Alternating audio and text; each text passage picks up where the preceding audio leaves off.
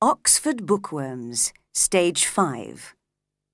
Wuthering Heights by Emily Bronte, retold by Claire West. Chapter 1. Mr. Lockwood visits Wuthering Heights. 1801. I have just returned from a visit to my landlord, Mr. Heathcliff. I am delighted with the house I am renting from him. Thrushcross Grange is miles away from any town or village. That suits me perfectly. And the scenery here in Yorkshire is so beautiful. Mr. Heathcliff, in fact, is my only neighbour, and I think his character is similar to mine. He does not like people either. "My name is Lockwood," I said, when I met him at the gate to his house. "I'm renting Thrushcross Grange from you. I just wanted to come and introduce myself." He said nothing, but frowned, and did not encourage me to enter. After a while, however, he decided to invite me in. "Joseph, take Mr. Lockwood's horse," he called, "and bring up some wine from the cellar." Joseph was a very old servant, with a sour expression on his face. He looked crossly up at me as he took my horse.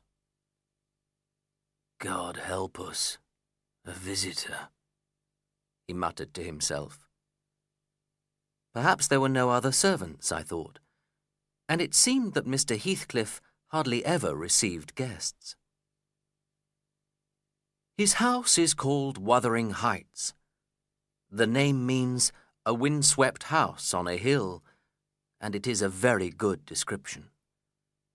The trees around the house do not grow straight, but are bent by the north wind, which blows over the moors every day of the year. Fortunately, the house is strongly built, and is not damaged even by the worst winter storms. The name Earnshaw is cut into a stone over the front door. Mr. Heathcliff and I entered the huge main room.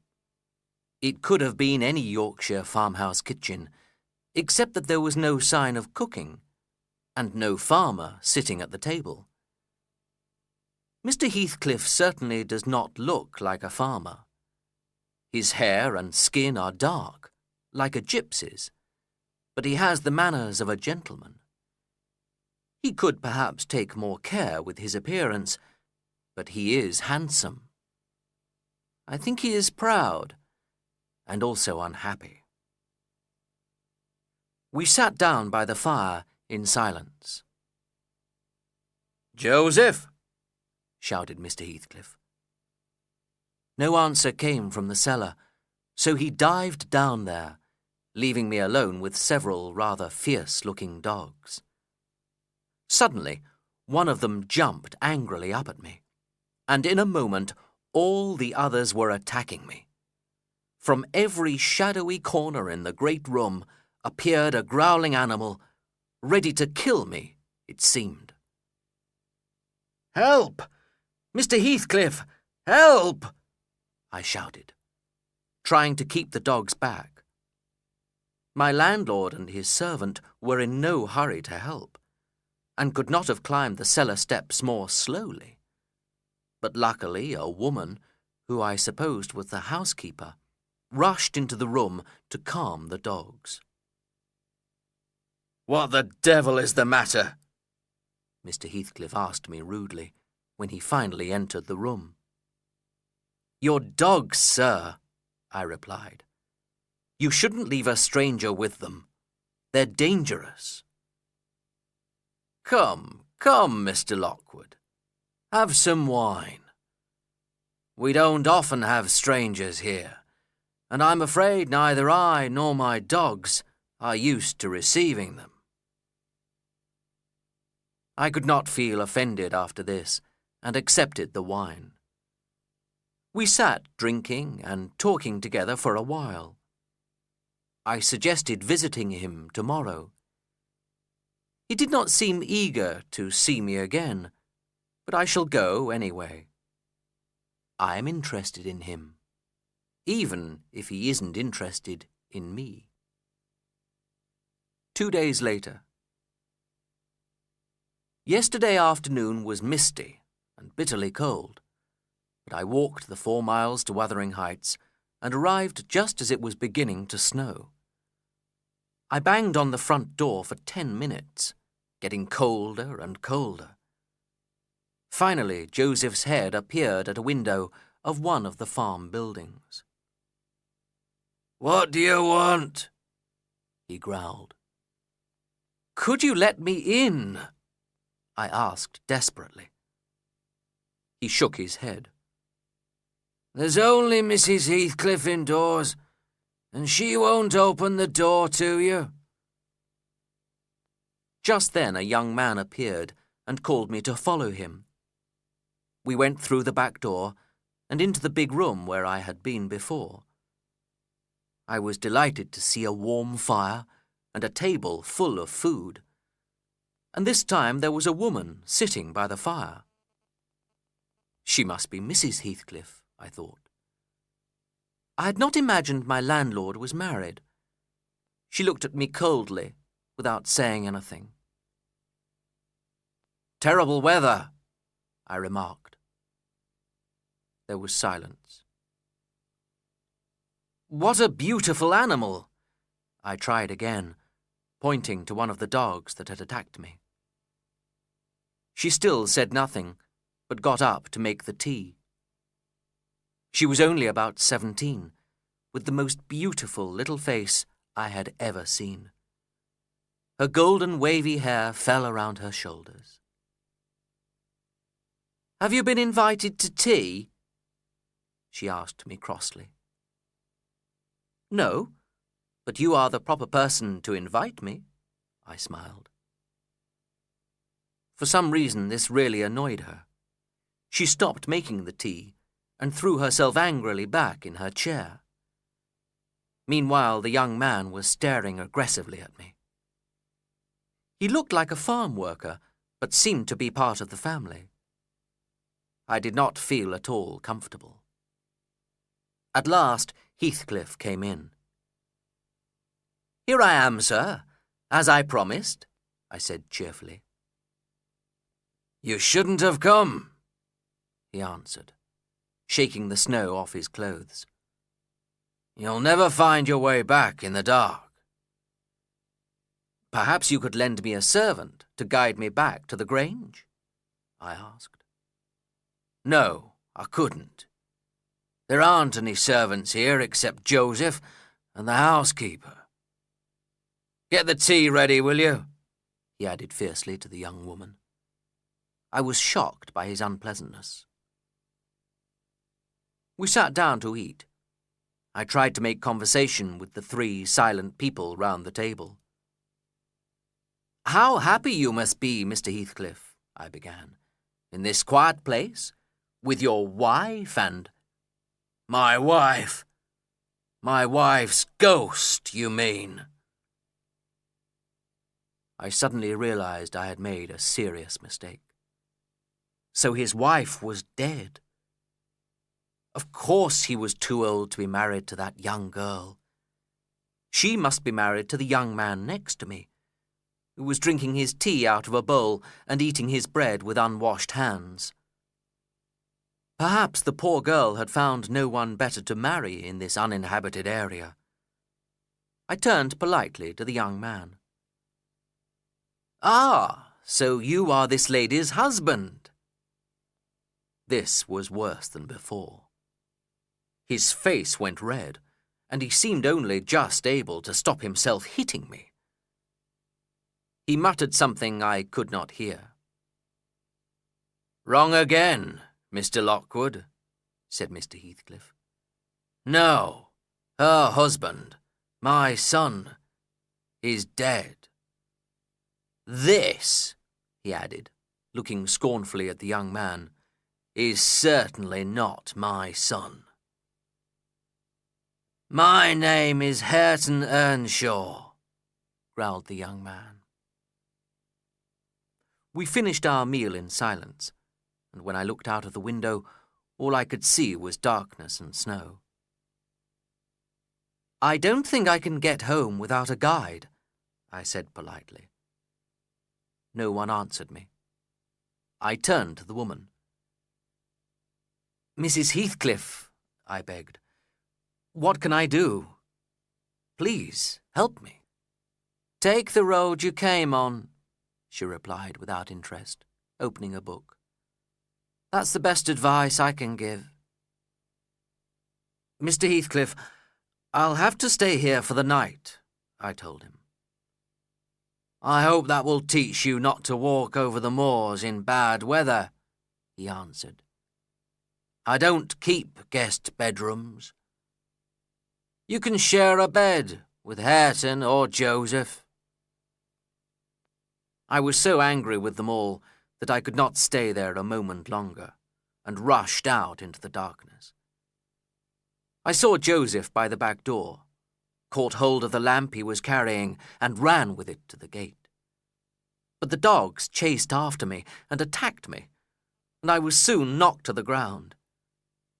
Heathcliff and Hareton stood at the door, laughing, as I shouted at the dogs and tried to get up. In the end, I was again rescued by the housekeeper, Zillah, who ordered away the dogs and helped me to my feet. I was so bruised and exhausted that I did not feel strong enough to walk home. And although I did not want to, I had to spend the night at Wuthering Heights. Nobody wished me good night, as Zillah took me upstairs to find a bed for me. Chapter 2. Catherine Earnshaw's Room. 1801. "Quietly, sir," whispered the housekeeper, as we climbed up the dark stairs. "My master will be angry if he discovers which bedroom you're sleeping in. For some reason, he doesn't want anyone to sleep there. I don't know why. There's strange people in this house, you know. Here's the room, sir." But I was too tired to listen. "Thank you, Zillah," I said, and taking the candle, I entered the room and closed the door. The only piece of furniture in the large, dusty bedroom was a bed, placed next to the window. There were heavy curtains, which could be pulled around it, to hide the sleeper from anyone else in the room. Looking inside the curtains, I saw a little shelf full of books just under the window. I put my candle down on the shelf and dropped thankfully onto the bed. I closed the curtains around the bed and felt safe from Heathcliff and everyone else at Wuthering Heights. I noticed that there were names written on the wall in childish handwriting. Catherine Earnshaw, Catherine Heathcliff, and Catherine Linton. Then I fell asleep, but I was woken very suddenly by a smell of burning. My candle had fallen onto a Bible on the shelf and was burning it. When I opened the Bible to see if it was damaged, I found that wherever there was an empty page, or half a page, someone had written on it. And on the first page was written, "Catherine Earnshaw's Diary, 1776. Who was the girl who had slept in this bed, written her name on the wall, and then written her diary in the Bible 25 years ago? I read it with interest. "How I hate my brother Hindley," it began. "He is so cruel to poor Heathcliff. If only my father hadn't died. While he was alive, Heathcliff was like a brother to Hindley and me. But now Hindley and his wife Frances have inherited the house and the money, and they hate Heathcliff. That horrible old servant Joseph is always angry with Heathcliff and me because we don't pray or study the Bible. And when he tells his master, Hindley always punishes us. I can't stop crying. Poor Heathcliff. Hindley says he is wicked and can't play with me or eat with me any more. My eyes were beginning to close again, and I fell asleep. Never before had I passed such a terrible night, disturbed by the most frightening dreams. Suddenly, I was woken by a gentle knocking on the window. It must be the branch of a tree, I thought, and tried to sleep again. Outside, I could hear the wind driving the snow against the window. But I could not sleep. The knocking annoyed me so much that I tried to open the window. When it did not open, I broke the glass angrily and stretched out my hand towards the branch. But instead, my fingers closed around a small, ice-cold hand. It held my hand tightly, and a voice cried sadly, "Let me in! Let me in!" "Who are you?" I asked, trying to pull my hand away. "Catherine Linton," it replied. "I've come home. I lost my way." There seemed to be a child's face looking in at the window. Terror made me cruel. I rubbed the creature's tiny wrist against the broken glass so that blood poured down onto the bed. As soon as the cold fingers let go for a moment, I pulled my hand quickly back, put a pile of books in front of the broken window, and tried not to listen to the desperate cries outside. "Go away," I called. "I'll never let you in, not if you go on crying for 20 years. "It is almost 20 years, replied the sad little voice. "I've been out here in the dark for nearly 20 years. The hand started pushing through the window at the pile of books, and I knew it would find me and catch hold of me again. Unable to move, I stared in horror at the shape behind the glass and screamed. There were rapid footsteps outside my bedroom door, and then I saw the light of a candle in the room. "Is anyone here?" whispered Heathcliff. He could not see me behind the curtains, and clearly did not expect an answer. I knew I could not hide from him, so I opened the curtains wide. I was surprised by the effect of my action. Heathcliff dropped his candle and stood without moving, his face as white as the wall behind him. He did not seem to recognize me. "It's only your guest, Lockwood," I said. "I'm sorry. I must have had a bad dream and screamed in my sleep." "To the devil with you, Mr. Lockwood," growled my landlord. "Who allowed you to sleep in this room? Who was it?" "It was your housekeeper, Mr. Heathcliff," I said, quickly putting my clothes on. "And I'm angry with her myself. No one can sleep in a room full of ghosts." "What do you mean?" asked Heathcliff, looking suddenly very interested. "Ghosts, you say?" "That little girl, Catherine Linton, or Earnshaw, or whatever her name was, must have been wicked. She told me she had been a ghost for nearly 20 years, It was probably a punishment for her wickedness. "How dare you speak of her to me?" cried Heathcliff wildly. But as I described my dream, he became calmer and sat down on the bed, trembling as he tried to control his feelings. "Mr. Lockwood," he said finally, brushing a tear from his eye, "you can go into my bedroom to sleep for the rest of the night. I'll stay here for a while."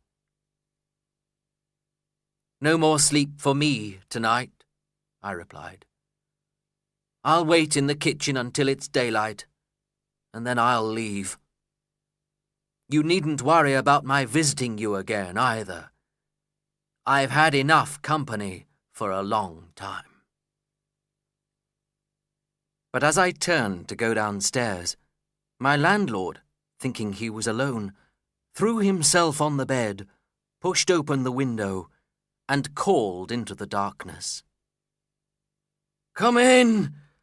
Come in!" he cried, tears rolling down his face. "Catherine, do come! My darling, hear me this time!"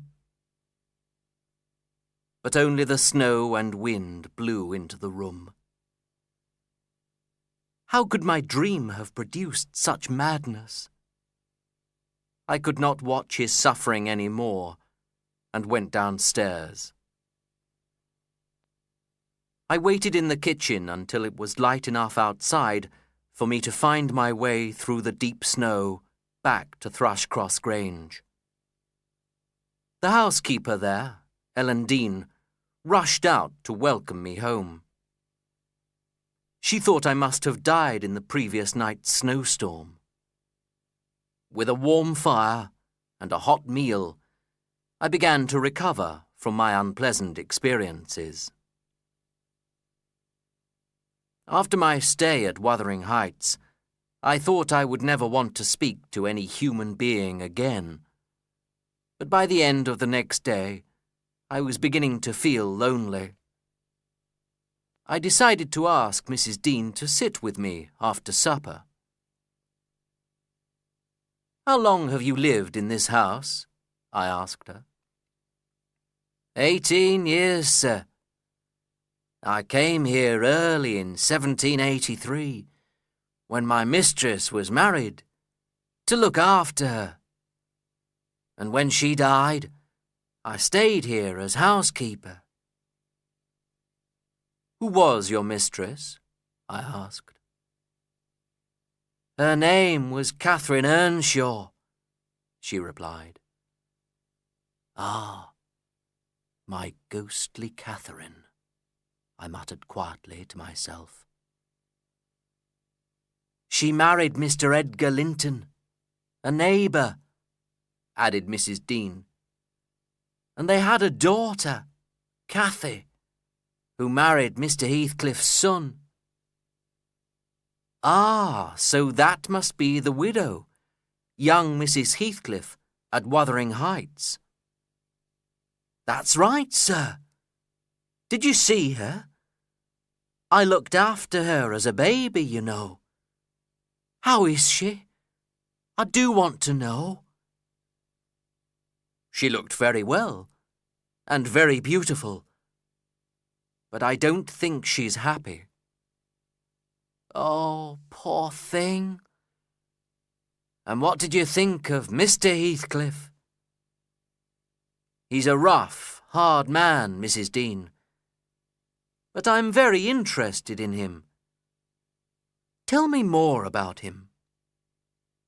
"Well, he's very rich, of course, and mean at the same time.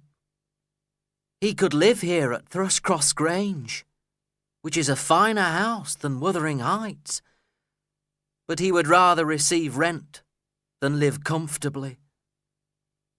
But I'll tell you the whole story of his life, as much as I know, that is, and then you can judge for yourself.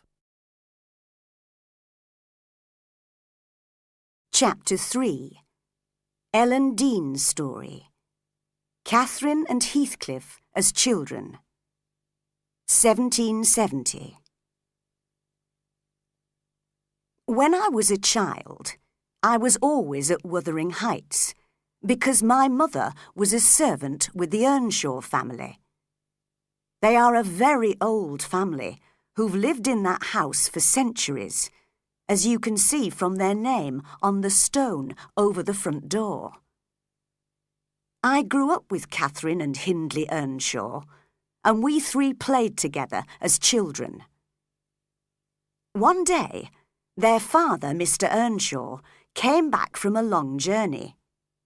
He had travelled 60 miles to Liverpool and back on business, and was very tired. "Look what I've brought you," he told us all, unwrapping something he was holding carefully in his arms. Catherine and Hindley were expecting presents, and they rushed eagerly to see what it was. They were very disappointed to see only a dirty, black-haired gypsy child. "I found him all alone in the busy streets of Liverpool," Mr. Earnshaw explained to them, "and I couldn't leave him to die. He can sleep in your room." But Hindley and Catherine were angry because they had not received any presents and refused to let the strange child share their room. However, Mr. Earnshaw insisted, and little by little the boy became accepted by the family. He was called Heathcliff as a first and last name. No one ever discovered who his parents had been. Catherine and he became great friends, but Hindley hated him and was often cruel to him. Old Mr. Earnshaw was strangely fond of this gypsy child and frequently punished his son for behaving badly to Heathcliff. Hindley began to be jealous of his father's feelings for Heathcliff and saw them both as enemies. The situation could not last. As Mr. Earnshaw grew old and ill, Heathcliff became even more his favourite, and Hindley often quarrelled with his father. When Hindley was sent away to study, I hoped that we would have peace in the house. But then it was that old servant Joseph who caused trouble. He tried to persuade his master to be stricter with the children, and was always complaining that Heathcliff and Catherine did not spend enough time studying the Bible or attending church services. Catherine was a wild, wicked girl in those days. We had to watch her every moment of the day to stop her playing her tricks on us. She was proud and liked giving orders. But she had the prettiest face and the sweetest smile you've ever seen. I could forgive her anything when she came to say she was sorry. She was much too fond of Heathcliff, and the worst punishment we could invent was to keep her separate from him. Her father could no longer understand her or her behaviour, and Catherine did not realise that his illness made him less patient with her. At last, Mr. Earnshaw found peace. He died quietly in his chair by the fire one October evening in 1775. The night was wild and stormy, and we were all sitting together in the big kitchen. Joseph was reading his Bible at the table, while Catherine had her head on her father's knee. He was pleased to see her so gentle for once, and she was singing him to sleep. I was glad the old gentleman was sleeping so well, but when it was time to go to bed, Catherine put her arms round her father's neck to say good night, and immediately screamed. "Oh, he's dead, Heathcliff! He's dead!" Heathcliff and I started crying loudly and bitterly too. Joseph told me to fetch the doctor, so I ran to the village, although I knew it was too late. When I came back, I went to the children's room to see if they needed me, and I listened for a moment at their door. They were imagining the dead man in a beautiful, distant place, far from the troubles of this world. And as I listened, crying silently, I could not help wishing we were all there safe together. Chapter 4. Catherine Earnshaw gets to know the Lintons. 1775. Hindley came home for his father's burial. What was more surprising was that he brought a wife with him. She was called Frances, a thin, pale woman with a frequent cough. Now that Hindley was the master of the house, he ordered Joseph and me to spend our evenings in the small back kitchen as we were only servants, while he, his wife and Catherine sat in the main room. Catherine and Heathcliff were treated very differently. Catherine received presents and could continue her lessons, but Heathcliff was made to work on the farm with the men, and as a farm worker was only allowed to eat with us in the back kitchen.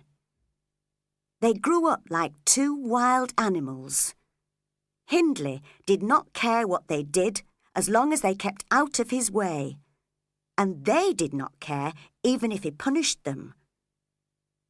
They often ran away onto the moors in the morning and stayed out all day, just to make Hindley angry. I was the only one who cared what happened to the two poor creatures, and I was afraid for them. One Sunday evening, they were missing at bedtime, and Hindley ordered me angrily to lock the front door. But I did not want them to stay out in the cold all night, so I kept my window open to look out for them. In a while, I saw Heathcliff walking through the gate. I was shocked to see him alone. "Where's Catherine?" I cried sharply. "At Thrushcross Grange with our neighbours the Lintons," he replied. "Let me in, Ellen, and I'll explain what happened." I went down to unlock the door, and we came upstairs very quietly. "Don't wake the master up," I whispered. "Now tell me." Well, Catherine and I thought we'd just walk to the Lintons' house. We wanted to see if Isabella and Edgar Linton are punished all the time by their parents, as we are. "Probably not," I answered. "I expect they are good children and don't need to be punished." "Nonsense, Ellen." Guess what we saw when we looked in at their sitting-room window? A very pretty room with soft carpets and white walls. Catherine and I would love to have a room like that. But in the middle of this beautiful room, Isabella and Edgar Linton were screaming and fighting over a little dog. How stupid they are, Ellen. If Catherine wanted something, I would give it to her, and she would do the same for me. I would rather be here at Wuthering Heights with her, even if I'm punished by Joseph and that wicked Hindley, than at Thrushcross Grange with those two fools. Not so loud, Heathcliff. But you still haven't told me why Catherine isn't with you. Well, as we were looking in, we started laughing at them so loudly that they heard us and sent the dogs after us. We were about to run away when a great fierce dog caught Catherine's leg in its teeth. I attacked it and made it let go of her leg, but the Linton servants appeared and caught hold of me. They must have thought we were robbers. Catherine was carried unconscious into the house, and they pulled me inside too. All the time I was shouting and swearing at them. "What a wicked pair of thieves," said old Mr. Linton. "The boy must be a gypsy. He's as dark as the devil." Mrs. Linton raised her hands in horror at the sight of me. Catherine opened her eyes, and Edgar looked closely at her. "Mother," he whispered, "the young lady is Miss Earnshaw of Wuthering Heights. I've seen her in church occasionally, and look what our dog has done to her leg. It's bleeding badly." "Miss Earnshaw with a gypsy?" cried Mrs. Linton. "Surely not. But I think you must be right, Edgar. This girl is wearing black, and Mr. Earnshaw died recently. It must be her. I'd better put a bandage on her leg at once." "Why does her brother Hindley let her run around with such a companion?" wondered Mr. Linton. "I remember now. He's the gypsy child Mr. Earnshaw brought home from Liverpool a few years ago." "He's a wicked boy. You can see that," said Mrs. Linton. "And did you hear the bad language he used just now? I'm shocked that my children heard it."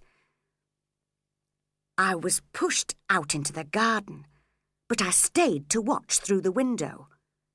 They put Catherine on a comfortable sofa, cleaned her wound, and fed her with cakes and wine. I only left the house when I was sure she was well taken care of. She's a breath of fresh air for those stupid Lintons. I'm not surprised they like her. Everybody who sees her must love her, mustn't they, Ellen? "I'm afraid you'll be punished for this, Heathcliff," I said sadly. And I was right. Hindley warned Heathcliff that he must never speak to Catherine again, or he would be sent away from Wuthering Heights. And it was decided that Catherine would be taught to behave like a young lady. She stayed with the Linton family at Thrushcross Grange for 5 weeks until Christmas. By that time, her leg was fine, and her manners were much better than before.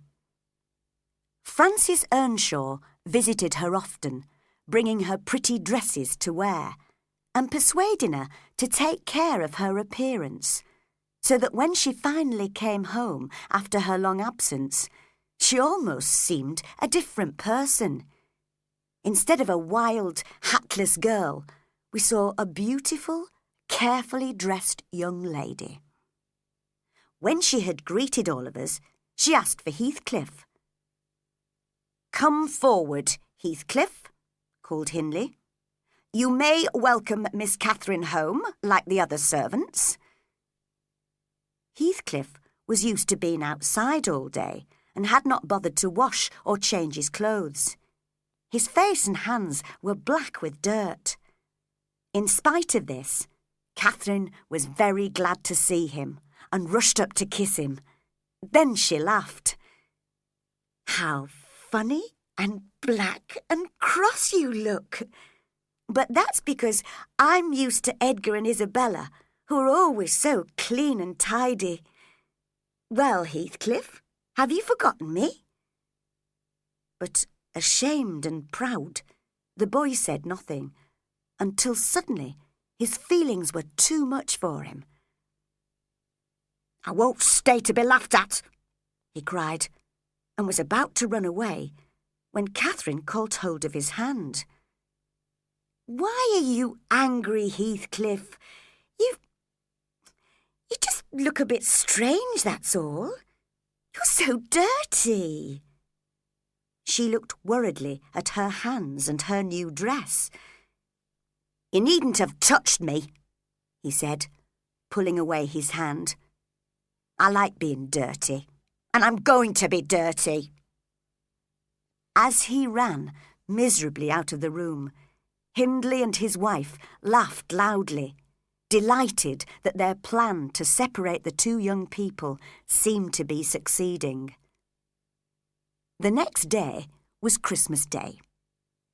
Edgar and Isabella Linton had been invited to lunch, and their mother had agreed on condition that her darlings were kept carefully apart from that wicked boy. I felt sorry for poor Heathcliff, and while the Earnshaws were at church, I helped him wash and dress in clean clothes. "You're too proud," I scolded him as I brushed his black hair. "You should think how sad Catherine is when you can't be together. And don't be jealous of Edgar Linton." "I wish I had blue eyes and fair hair like him. I wish I behaved well and was going to inherit a fortune." "He has none of your intelligence or character, and if you have a good heart, you'll have a handsome face. Who knows who your parents were? Perhaps a king and queen, far more important than the Lintons." In this way, I encouraged Heathcliff to have more confidence in himself. But when the Earnshaws and the Lintons arrived back from church, the first thing Hindley did was shout at Heathcliff. "Get out of my sight until we've finished eating! I'll pull that long hair of yours if you don't obey me at once." "It is long," said Edgar. "I'm surprised he can see anything." This was too much for Heathcliff. He looked desperately around for a weapon, picked up a bowl of hot soup, and threw it at Edgar, who started screaming.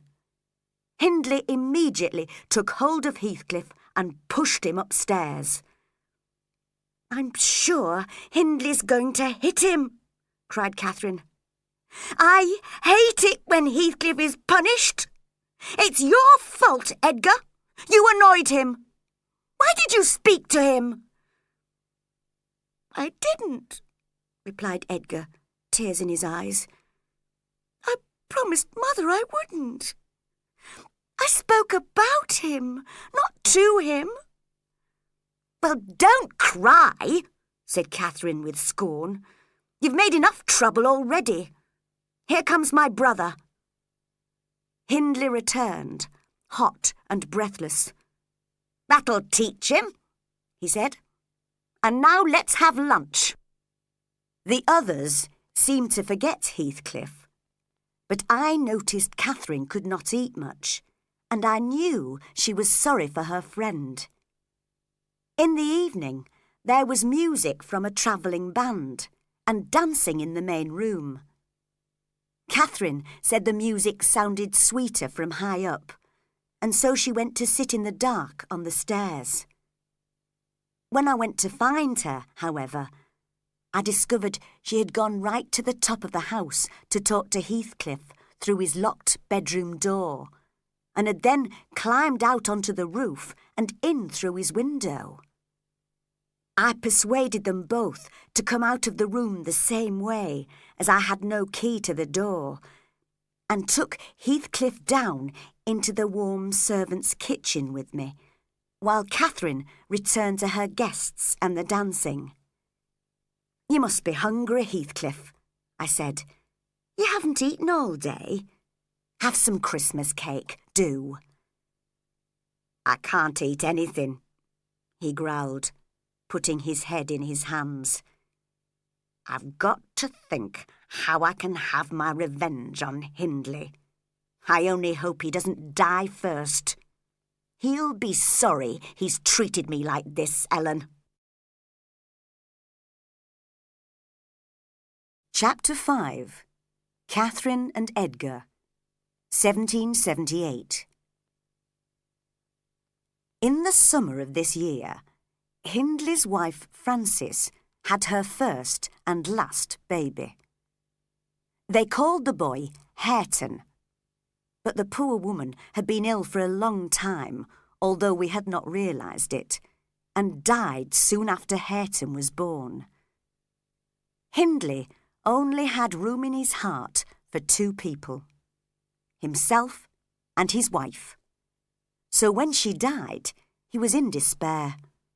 He neither cried nor prayed. Instead, he swore at God and man and drank himself to sleep every night.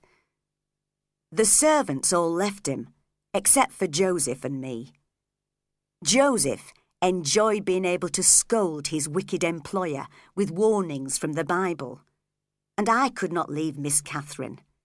After all, I had grown up with her and Hindley. But the master's behaviour was a bad example for Catherine and Heathcliff. At 15, Catherine was the most beautiful girl for miles around, but she was proud and quick-tempered. She led what was almost a double life.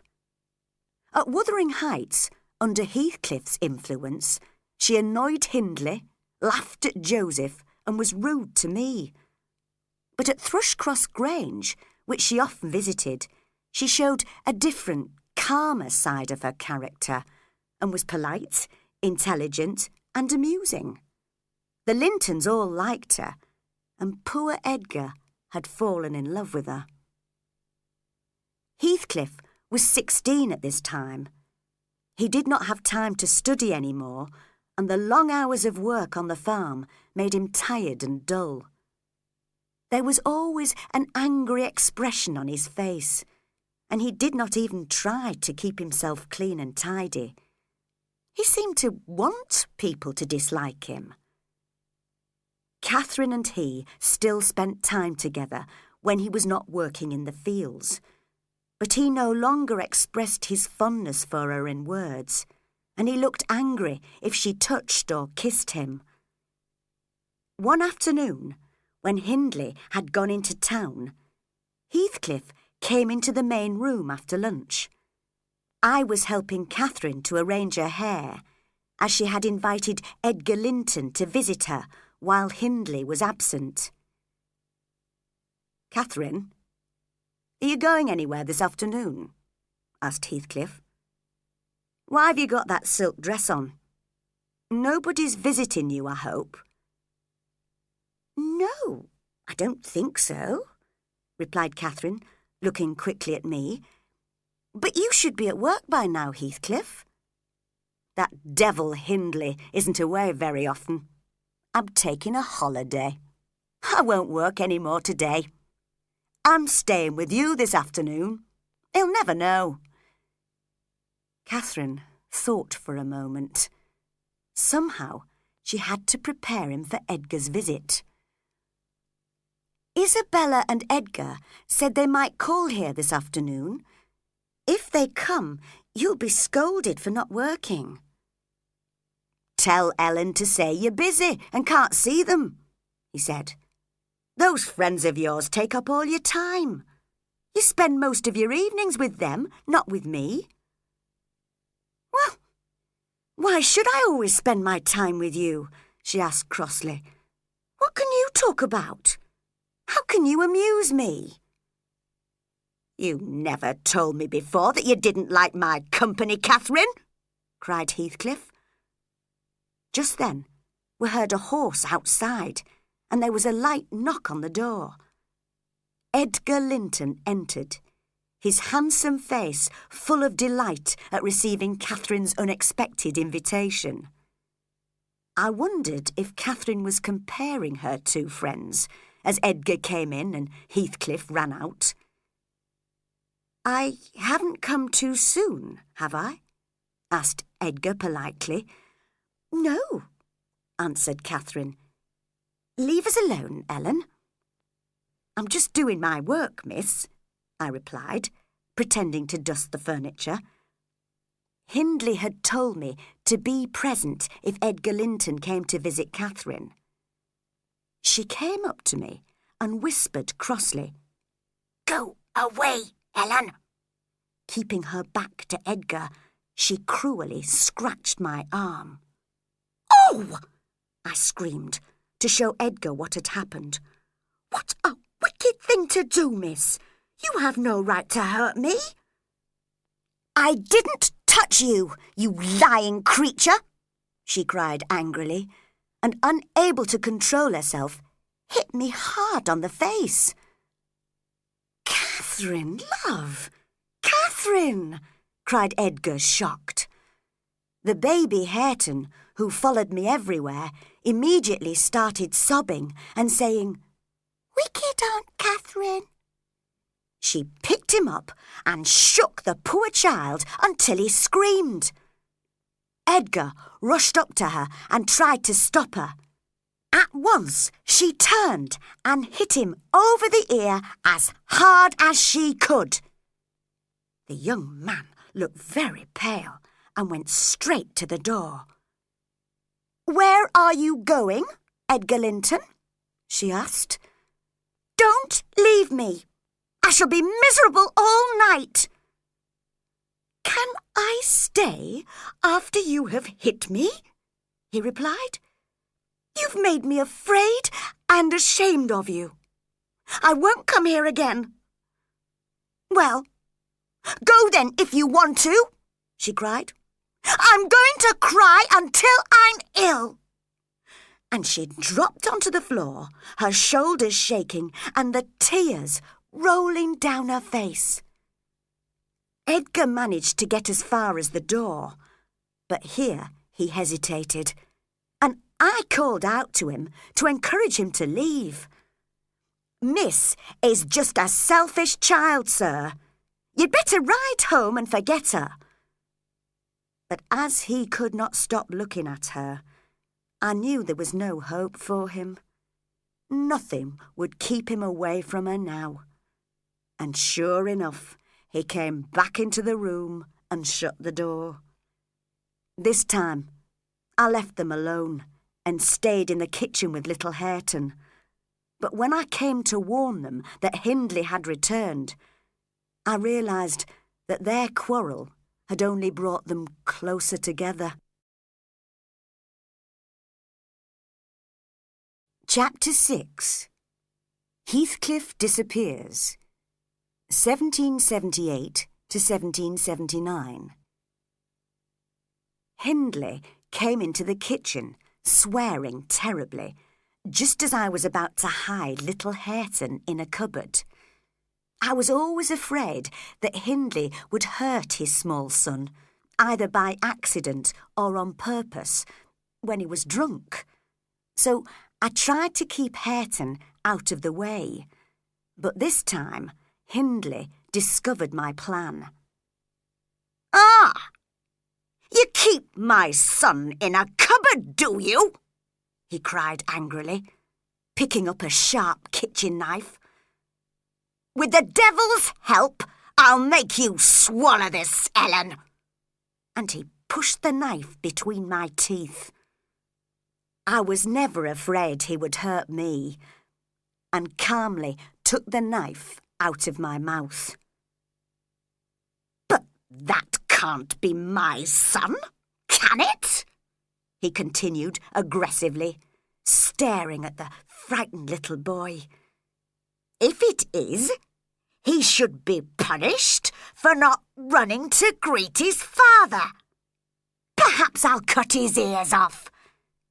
And then suddenly his manner changed. No, Hareton, darling, don't cry. Kiss me. Kiss your father. What? You won't? Then I'll break your neck. Poor Hareton, screaming wildly, was carried upstairs by his father. Suddenly, Hindley stopped on the stairs to listen, almost forgetting what he was holding.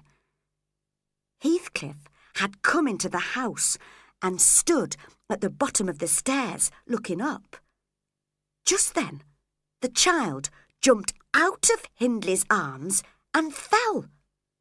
I only had time to gasp in horror before I saw that Heathcliff had caught him. Heathcliff stared down at the child he was holding. He must have felt sorry he had saved the life of his enemy's son. I rushed to take the poor little boy in my arms, and Hindley came slowly downstairs. "Look what you've done, Mr. Hindley," I cried. "You nearly killed your own son. What would his mother say if she were alive?" "Take him away, Ellen. And you, Heathcliff, go away too. I won't murder you tonight, unless perhaps I set the house on fire. But that depends how I feel." And he poured himself a drink. "Don't drink any more, Mr. Hindley," I begged. "What difference does it make?" he growled. "Get out, both of you! To the devil with you!" We left him swearing at us and went back into the kitchen. "It's a pity he can't kill himself with drink," muttered Heathcliff. "Dr. Kenneth says he'll live longer than any of us. He's so strong." He walked out of the door, and I thought into the fields. In fact, I discovered later that he was sitting just under the window and could hear everything that was said in the kitchen. I was singing Little Hareton to sleep when Catherine came in. "Are you alone, Ellen?" she whispered. "Where's Heathcliff?" "He's out on the farm," I answered. She looked sad and worried, and I even saw a tear or two on her face. But I had not forgotten how she had lied and behaved so badly to me as well as to Edgar Linton, so I did not feel sorry for her or encourage her to talk. "Ellen, will you keep a secret for me?" she asked in the end, giving me her sweetest smile. "I must tell you. I need your advice. Today, Edgar Linton has asked me to marry him, and I gave him an answer. Now, before I tell you if it was yes or no, you tell me which I should have said." "Really, Miss Catherine, how can I know? Perhaps you should have refused him. He must be a fool to ask you after you were so rude and violent this afternoon."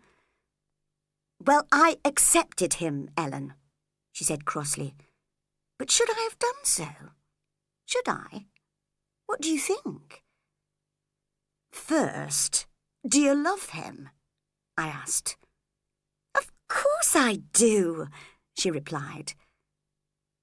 "Why do you love him, Miss Catherine?" "Well, I do. That's enough." "Well, because he's handsome and a pleasant companion." "Ooh, that's bad," I said, shaking my head. "And because he loves me? That's worse. And because he'll be rich, and I shall be the most important woman for miles around. Worst of all. But there are several other handsome, rich young men in the world. Why don't you marry one of them?" "I don't know any of them. I only know Edgar." "Well, I don't know why you're unhappy, Miss Catherine. Your brother will be pleased, and Mr. Edgar's parents will too. You love Edgar, and Edgar loves you. What's the problem?" "Here. And here," replied Catherine, beating her head and her chest. "In my heart and soul, I know I'm wrong. Ellen, I can't live apart from Heathcliff. He is more myself than I am. Our souls are the same. I have nothing in common with Edgar, but I can't marry Heathcliff now. Hindley has made him become a poor, dull farm worker. He'll never know how I love him. I suddenly heard a movement outside the window and saw Heathcliff stand up and walk away. I realised he had been listening until he heard Catherine say she could not marry him. Then he stayed to hear no more. "Quiet, Miss Catherine," I said. "Just imagine how hard it will be for Heathcliff when you marry Mr. Edgar. He'll have no friends at all when you leave him." "Leave him? Why should we be separated?" she asked angrily. "Who will separate us? Nobody will dare. Edgar must learn to accept him as my friend. Didn't you ever think, Ellen, that if Heathcliff and I married, we would be very poor? But if I marry Edgar, I can help Heathcliff with my husband's money." "That's the worst reason you've given so far for marrying Mr. Edgar," I replied, shocked. "It isn't. Heathcliff is more important to me than myself. My love for Edgar is like the leaves on the trees. I'm sure time will change it. But my love for Heathcliff is like the rocks in the ground. Not beautiful, but necessary and unchanging. He's always, always in my heart." Just then, Joseph entered the kitchen. I whispered to Catherine that I was sure Heathcliff had heard some of what she said. She jumped up, frightened, and rushed outside. But although we all looked everywhere for Heathcliff, there was no sign of him that night, or for many nights in the future.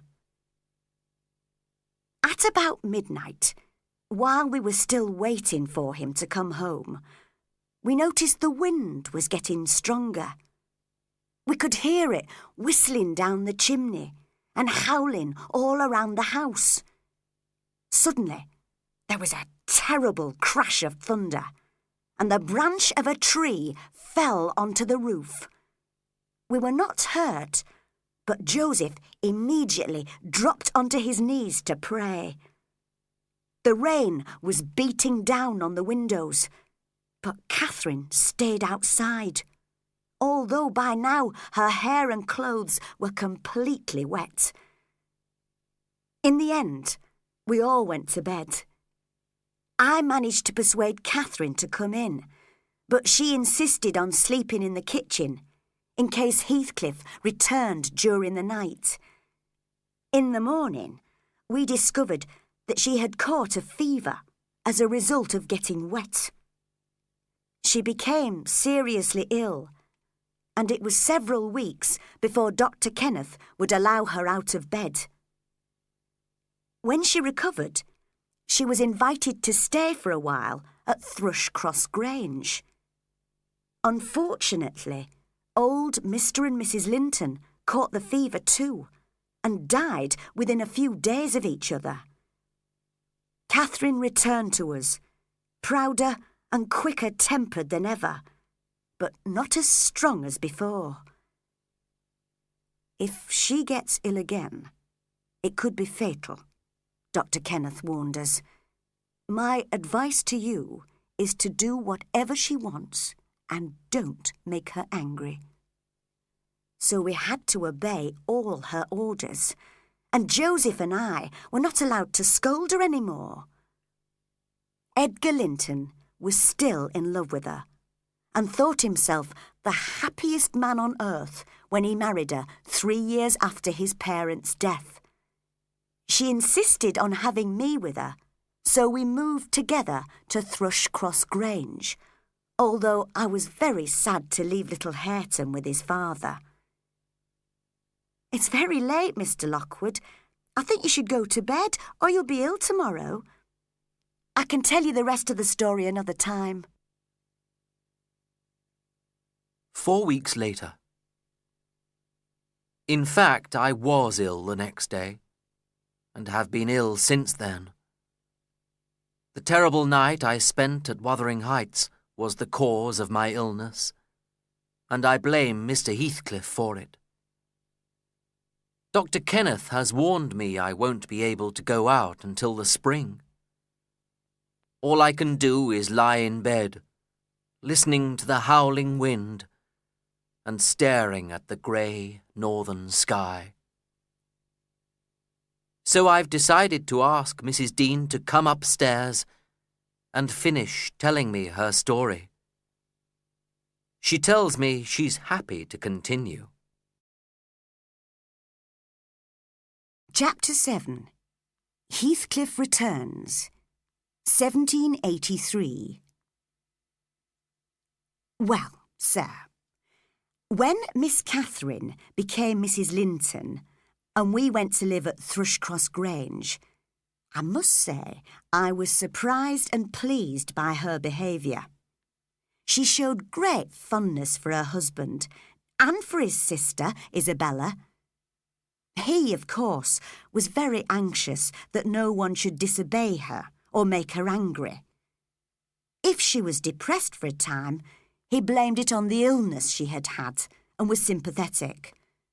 But for most of the time, I believed they shared a deep and growing love for each other.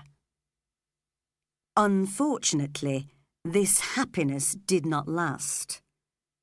One evening, I was bringing in a basket of apples from the garden when a voice behind me said, "Ellen, is that you?"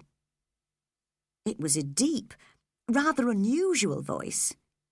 I turned to see a tall, dark man in the shadow near the kitchen door. "Don't you know me?" he asked. "Look, I'm not a stranger." "What?" I cried in surprise, for it had been 4 years since he disappeared. "Heathcliff? Is it really you?" "Yes," he replied, looking up at the windows of the house.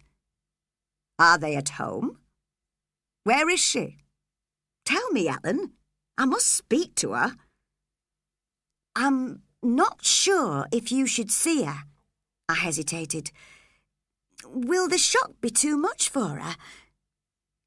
"Go and tell her I'm here, Ellen," he said impatiently. "Don't make me suffer like this." I left him at the door and went upstairs to find Mr. and Mrs. Linton. They were sitting quietly together, looking out over the peaceful valley. The room and the view and the two people seemed so calm that I did not want to disturb them. But I had to deliver my message. "A man wants to see you, madam," I muttered. "I'll go downstairs and see him then," replied Catherine. "Bring the tea up, Ellen, while I'm away." She left the room. "Who is it, Ellen?" asked Mr. Edgar. "It's that Heathcliff, sir. You remember? He used to live at Wuthering Heights." "What? The gypsy who worked on the farm?" he cried. "Mrs. Linton would be angry if she heard you talking about him like that, sir. She was very upset when he ran away. She's very fond of him, you know." Mr. Edgar put his head out of the window and called to his wife. "Don't stand there in the cold, love. Bring the person in, if it's anyone special." Catherine rushed upstairs and into the room, wild and breathless. She threw her arms round her husband's neck. "Oh, Edgar, darling, Heathcliff's come back!" "Well, well," said Mr. Edgar crossly. "There's no need to get excited." "I know you didn't like him," she said, "but please, I beg you to be friends with him now. Shall I ask him to come up?" "You're suggesting inviting him up here, into our sitting room? Don't you think the kitchen is more suitable for him?" Catherine looked at her husband, half angry and half laughing. "No, she said. "I can't sit in the kitchen. Ellen, bring 2 tables, one for your master and Miss Isabella, the other for Heathcliff and myself. We'll sit apart from them, as we're of a lower class. Will that please you, Edgar, darling? Decide quickly. I must have him near me." "Ellen, you go and bring him up," said Mr. Edgar. "And Catherine, try not to behave foolishly. Remember, he's only a servant." When Heathcliff entered the sitting room, I was surprised to see how much he had changed. He wore a confident, intelligent expression on his face, and his manner was no longer rough. Although I recognised the same black fire in his eyes, the farm boy had become a gentleman. Mr. Edgar was as surprised as I was, but welcomed Heathcliff as politely as he could. However, he grew more and more annoyed as he watched his wife's delighted face. She could not take her eyes off Heathcliff. "Tomorrow, I won't be able to believe that I've seen and touched you, Heathcliff," she cried, catching hold of his hands. "But how cruel of you to run away and keep silent for 4 years and never think of me." "I thought of you more than you've thought of me," he replied quietly. "I heard you had married, Catherine, and I came just to see you once and then take my revenge on your brother Hindley. Your welcome may change my plans. You know, I've had a bitter, hard life since I last heard your voice, and if I've survived, it's all because of you." "Catherine," said Mr. Edgar, trying to remain polite, "please pour out the tea or it will be cold. Mr. Heathcliff will have a long walk to wherever he's staying tonight, and I'm thirsty." But Catherine was too excited, and Mr. Edgar too angry to drink any tea. After a while, their guest left. We discovered that he had been invited to stay at Wuthering Heights by Hindley. I could not understand why Hindley, who hated him, would want his company, and I felt sure it would have been better for all of us if Heathcliff had never come back. Catherine could not keep her happiness to herself. In the middle of the night, she woke me to talk about Heathcliff. "I just can't sleep, Ellen," she said. "And Edgar won't listen when I tell him how happy I am. He's so selfish." "He never liked Heathcliff," I replied, "and he'll be angry if you go on talking about him. You think he's weak, but he could be as determined as you about something he thinks is important." "No," she laughed. "I have such confidence in Edgar's love that I think I could kill him and he wouldn't blame me for it. He will have to learn to accept Heathcliff as my friend." "Do you know why Heathcliff is staying at Wuthering Heights?" "Oh, yes. He explained that he went there to look for me. Hindley asked him to play cards, and when he discovered Heathcliff had a lot of money, invited him to stay there. You know how greedy my brother is. He'll make Heathcliff pay rent and hope to win money from him at cards. Heathcliff wants to stay there to be near me. I'm so happy, Ellen, and I want everyone around me to be happy too." Catherine behaved so sweetly to her husband in the next few days that Thrushcross Grange seemed full of sunshine, and in spite of his doubts, Mr. Edgar allowed Heathcliff to visit her regularly. However, Heathcliff's visits produced a result which none of us had expected. Isabella, Mr. Edgar's sister, a pretty girl of 18, suddenly declared that she was in love with Heathcliff. Mr. Edgar, who loved her dearly, was shocked. He knew that if he and Catherine had no sons, Isabella would inherit the considerable Linton fortune. He did not like the idea of the fortune passing to Heathcliff as Isabella's husband. But more importantly, he suspected that Heathcliff was hiding his true wickedness under his gentlemanly appearance. Catherine tried hard to persuade Isabella that Heathcliff was not worth loving, but poor Isabella was jealous of Catherine's relationship with Heathcliff and would not listen. Finally, Catherine told Heathcliff himself that Isabella was in love with him. She thought she knew what his answer would be. "How could I ever love that stupid girl?" he asked. "She has a miserable pale face and weak blue eyes, just like your husband.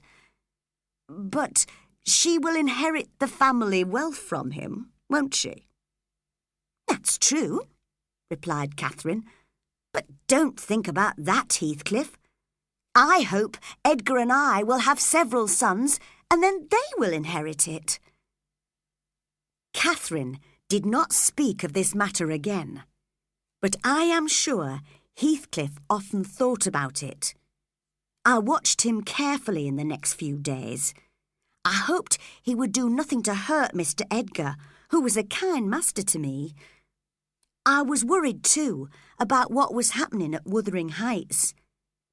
Hindley and his son Hareton seemed like lost sheep to me, and I knew there was a wicked wolf just waiting for the chance to attack them.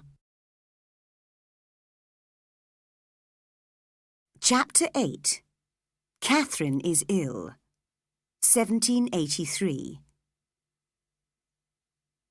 The next time Heathcliff came to Thrushcross Grange, he met Isabella by chance in front of the house.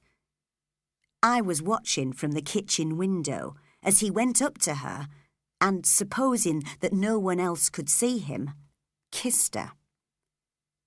"Look, madam," I cried to Catherine, who was passing through the kitchen. "That devil Heathcliff told you he could never love Miss Isabella, and now he's kissing her." So when Heathcliff entered the house, Catherine was ready to scold him. "Leave Isabella alone, Heathcliff," she ordered. "You'll make Edgar angry." "You think I'm afraid of that weak little creature?" he growled. "Anyway, what difference does it make to you? I can kiss her if she likes it. I'm not your husband. You needn't be jealous of me." "I'm not jealous of you," replied Catherine. "If you like Isabella, you can marry her. But do you like her?" "It's you I want to talk about, Catherine. You know you've treated me badly, and I'm going to have my revenge. Thank you for telling me Isabella's secret. I swear I'll make good use of it." At this point, I went to look for my master and told him that Catherine and Heathcliff were quarrelling in the kitchen. "How can my wife call that man a friend?" he cried angrily. "I've been too weak with her. I can't allow him to visit her any more. Call 2 servants, Ellen." He went to the kitchen. I followed him, telling the servants to wait in the hall.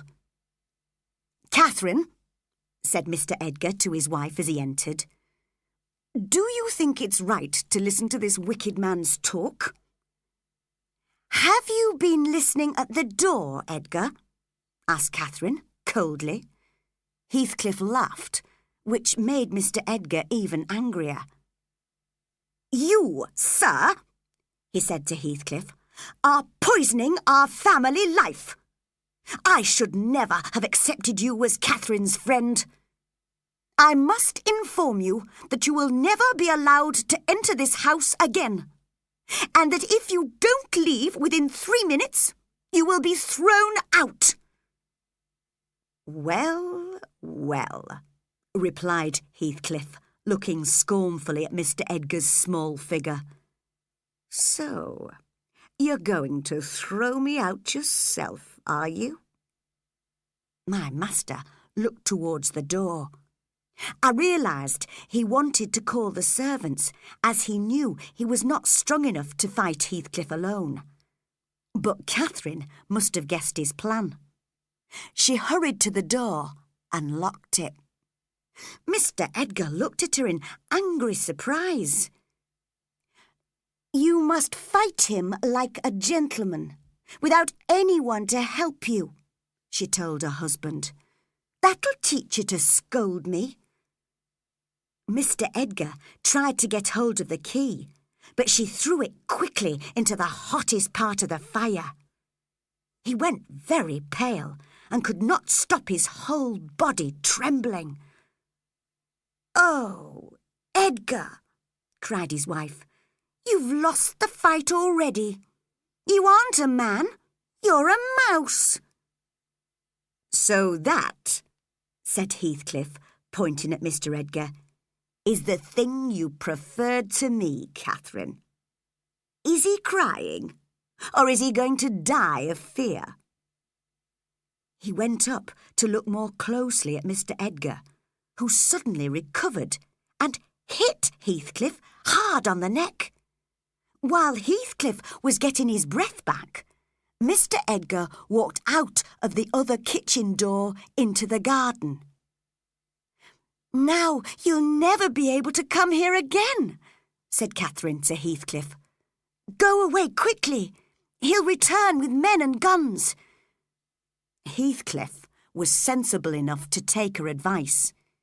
He broke down the locked door and escaped, just as the master and his men returned. Catherine, who was overexcited, ordered me to go upstairs with her. I hoped she would not discover that I had told Mr. Edgar about her quarrel with Heathcliff.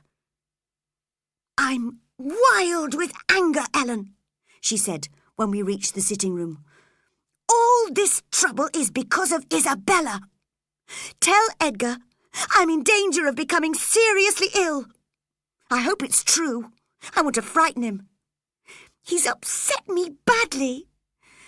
Why did he listen to us talking in the kitchen? Heathcliff says wicked things, but I know I can control him. Well, if I can't have Heathcliff as my friend, if Edgar is going to be mean and jealous, I'll try to break both their hearts by breaking my own. You must remind Edgar how quick-tempered I am and what Dr. Kenneth said about my health. Edgar must let me do what I want." I did not feel sympathetic towards Catherine, and certainly did not want to frighten my poor master by telling him she was ill. As I was leaving the room, however, he entered. "Catherine," he said, "you must tell me one thing.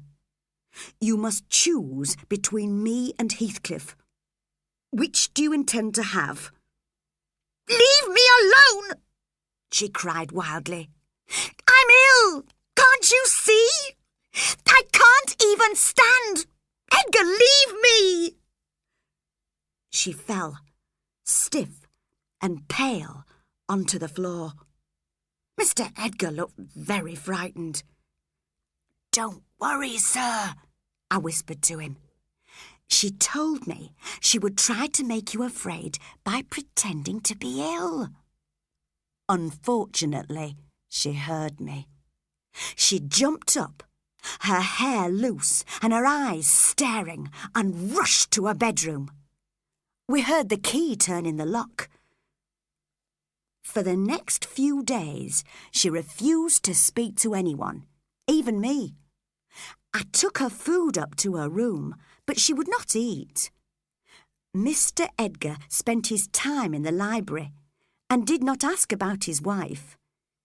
He hoped, I suppose, that she would come and ask him to forgive her. but I knew she was too proud to do that. On the third day, she unlocked her door and called me. She ate and drank eagerly, then lay down again. "Oh, why don't I die, since no one cares about me?" she muttered. "Edgar doesn't love me at all. What is he doing all this time, Ellen?" "He's reading books in the library, madam," I answered. "Reading books?" she cried, shocked. "And I'm dying up here. My God, does he know how I've changed, how ill I am? Can't you tell him I'm seriously ill, Ellen?" "You forget, Mrs. Linton, that you've eaten tonight. I'm sure you'll feel better tomorrow morning." I still wanted to make her realise how selfish she was being, although I was a little worried by her pale, almost ghostly face. "I begin to see that you don't like me, Ellen. How strange. I always thought everybody loved me. Now they are all my enemies. Isabella and Edgar and you. I'll die with cold faces around me. I've had terrible dreams these past few nights, you know. Open the window, Ellen. I'm so hot." I refused, as it was the middle of winter. She was feverish. "Who is that over there?" she asked, staring at her own face in a mirror opposite her bed. I could not make her understand it was herself, and I began to be afraid that her illness was real. "Stay with me, Ellen," she cried, holding my hand. "I'm frightened of that face. I'm frightened of being alone. I wish I were in my bed at Wuthering Heights, with the wind howling through the trees. Do let me feel a breath of air from the moors. Just one breath." I opened the window for a moment, then closed it. The cold air seemed to calm her. "I wish I were a young girl again, wild and free, out on the moors with Heathcliff. Open the window again, wider this time. Why won't you?" "Because I don't want you to die of cold," I replied. "But it's my only chance of life," she cried, jumping out of bed and going to the window. I tried to force her back to bed, but her fever made her surprisingly strong. We looked out together into the icy darkness. There was no moon and no lights were visible anywhere. But Catherine was sure she could see Wuthering Heights. "Look," she said, "there's my old home, and the churchyard near it. I won't lie there alone, Heathcliff. I won't rest until you're in the grave with me." I was still holding her back from the window and wondering what to do next when Mr. Edgar entered. "Please help, sir," I called. "Mrs. Linton is ill." "Catherine's ill?" he gasped. "Shut the window, Ellen." "Catherine, why—" When he saw his wife's face, he was so shocked that he stopped speaking and stared at her in horror. She was almost unconscious and did not recognise him at first. "Ah, it's you, is it? Edgar Linton," she said after a few moments. "You don't come when you're wanted, and now you come when you're not wanted. But whatever you say, nothing can keep me from my home, my place of rest, out there in the open air with a gravestone at my head." "She's feverish, sir, and doesn't know what she's saying," I whispered. "If she has food and rest, she'll recover." "I want no further advice from you, Ellen Dean," said Mr. Edgar coldly. "You knew how ill she was, and you didn't tell me." I ran downstairs and out of the kitchen door to fetch the doctor. I thought I heard the sound of horses in the distance, which seemed strange at 2 o'clock in the morning. And when I found Dr. Kenneth, he told me someone had seen Isabella and Heathcliff meeting secretly in the garden earlier that evening. That night, none of us slept. We all sat together and waited while the doctor stayed with his patient. He told us he hoped that Catherine would recover if we kept her very quiet. In the morning, we discovered that Isabella's room was empty. She had run away with Heathcliff. When Mr. Edgar heard the news, he just said, "She chose to go with him. Don't speak to me of her again. I no longer think of her as my sister." Chapter 9. Isabella's Story, 1784. For 2 months, we heard nothing of Isabella or Heathcliff. During that time, Catherine was dangerously ill with brain fever, and Dr. Kenneth warned us that even if she recovered, her brain would never return to normal. However, she did seem to get better, and no one could have been happier than my master when he saw her sitting up in bed for the first time and beginning to take an interest in the people and things around her. He loved her so much and took such good care of her that I really thought she would recover. There was another reason for her to live. She was expecting a baby, and we all hoped she would have a son who would inherit the Linton fortune. Then Mr. Edgar received a letter from Isabella, telling him that she and Heathcliff were married. With it was a long letter for me, which said, "Wuthering Heights, Dear Ellen, I arrived here last night and heard that Catherine is ill. My brother refuses to write to me, so you are the only one I can write to. Tell Edgar I still love him and Catherine and want to return to Thrushcross Grange, but I can't. The rest of this letter is for you alone, Ellen. 2 questions. How did you manage to get on with the people in this house? They don't seem human. And this interests me very much. What is Mr. Heathcliff? A man? A madman? A devil? When you come to visit me, you must explain to me what sort of creature I've married. And you must come very soon with a message from Edgar. Heathcliff brought me here last night. This house is going to be my home, he says. He disappeared as soon as we arrived, so I entered the kitchen alone. What a miserable, depressing place it is now, Ellen. By the fire stood a dirty child. I realised he must be Catherine's nephew, Hareton, and tried to shake his hand.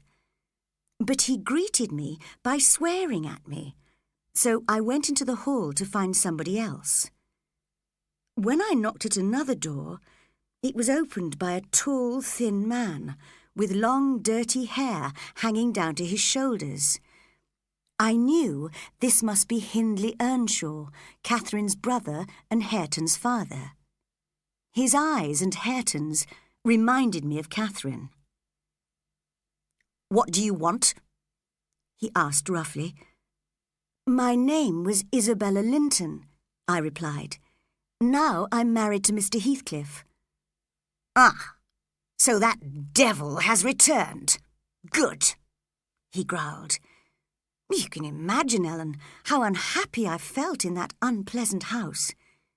I knew that only 4 miles away was my real home, Thrushcross Grange, containing the only people I loved in the world.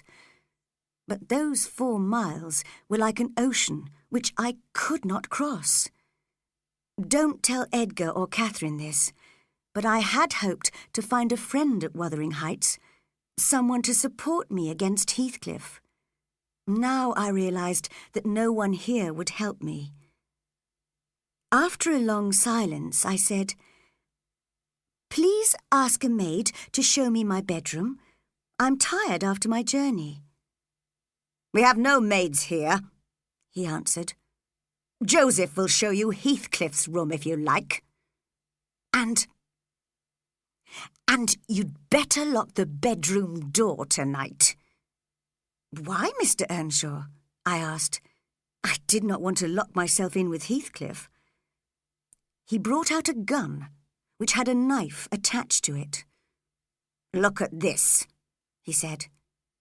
"Every night I try to open his bedroom door. Up to now, he's locked it. But one night he'll forget, and then I'll kill him." "Why do you hate him so much?" I asked. "Because he's taken everything from me," he shouted angrily. "There's nothing left for Hareton to inherit, but I'm going to get it all back. And his money too, and then his blood. Then the devil can have his soul." He seemed mad to me, Ellen. I left him and went to find the old servant Joseph. It seemed that Heathcliff's room was locked, and there were no guest bedrooms, so in the end I slept on a chair in the child's room. What a welcome to my new home. I know Heathcliff blames Edgar for Catherine's illness. He has warned me he'll make me suffer for it. Oh, I do hate him. I'm so miserable. I've been such a fool. Don't tell anyone at Thrushcross Grange about this, Ellen. Come quickly. Don't disappoint me. Isabella. As soon as I had read this, I asked Mr. Edgar if I could take a message from him to his sister. "You may visit her this afternoon, Ellen, if you like. Tell her I'm not angry, just sorry to have lost her. I can't imagine she will ever be happy. I shall never visit her or write to her." When I arrived at Wuthering Heights that afternoon, I was shocked to see how much worse the house looked than when I used to live there. I realised that Hindley did not care what conditions he lived in, and Joseph clearly spent more time praying than cleaning. Heathcliff and Isabella were both in the main room. Heathcliff looked more like a gentleman than I had ever seen him, but his wife had not bothered to brush her hair or change her dress. I had to explain to poor Isabella that Mr. Edgar had refused to write to her. She cried a little when she heard that. Then Heathcliff asked me question after question about Catherine's illness. "If you really love her," I told him, "you'll keep away from her now. She mustn't be overexcited. Her health will always be weak, and her loving husband is a very good nurse to her." "Her loving husband?" repeated Heathcliff scornfully. "Don't compare my feeling for her with his. No, Ellen, before you leave this house, I'll make you promise to arrange a meeting for me with Catherine. I must see her." "I'll never agree to that," I said. "She's just beginning to recover. She's almost forgotten you, and now you want to upset her again." "Ellen, you know as well as I do that she can never forget me. If she thinks once of Edgar Linton, she thinks 1,000 times of me.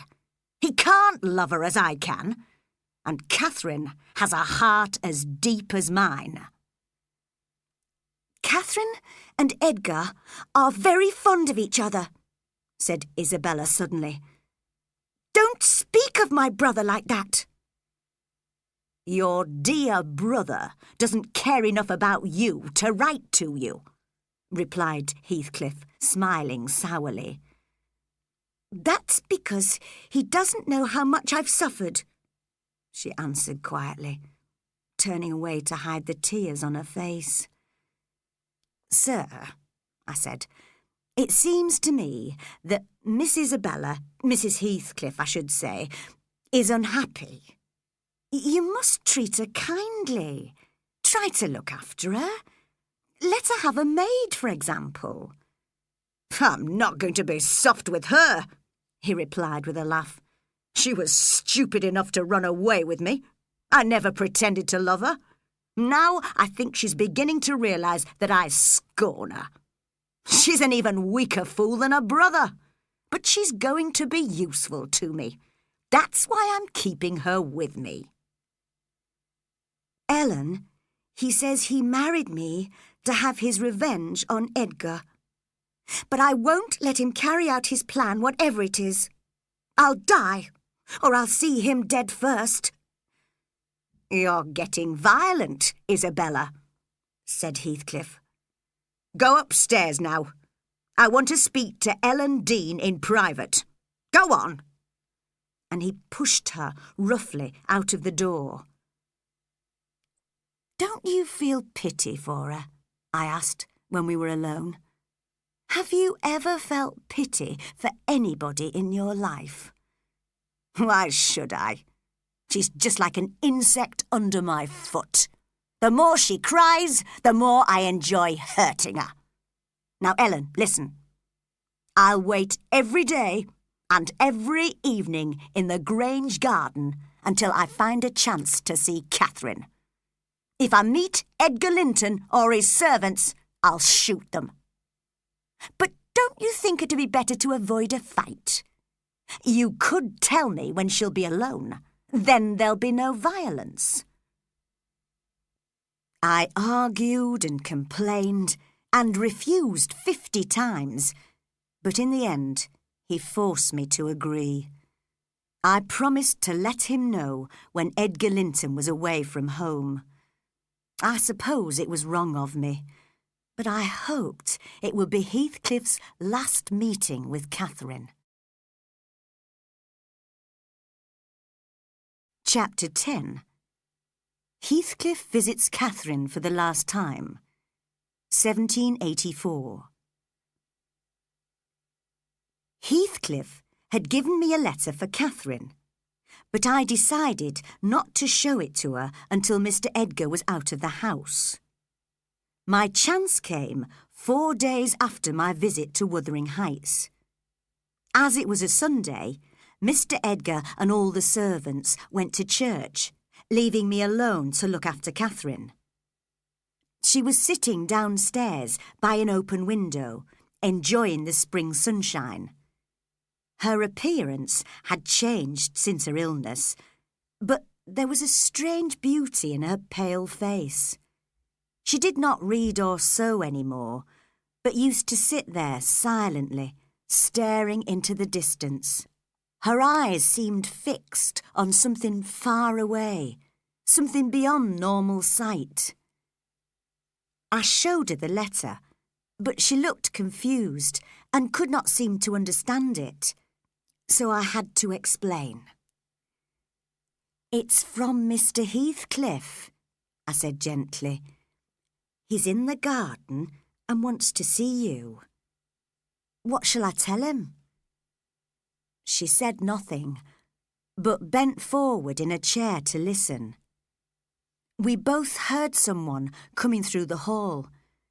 Heathcliff had realised the house was almost empty and had found an open door. Catherine looked eagerly towards the entrance to the room. He appeared, and in 2 steps was by her side. For 5 whole minutes he held her in his arms and kissed her again and again. It gave him great pain to look at her face. He could see, as I could, that she would never recover, that she was certain to die. "Oh, Catherine! Oh, my life! How can I bear it?" he cried. "You and Edgar have broken my heart," said Catherine. "And you both want me to pity you. How strong you are, Heathcliff. You live for years after my death.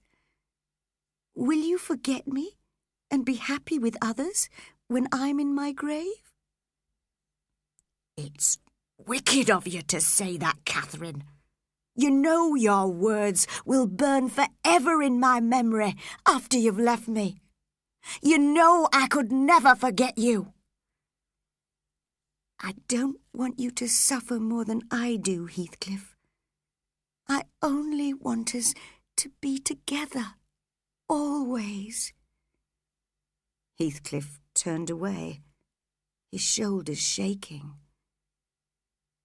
"That isn't my Heathcliff," Catherine said to me.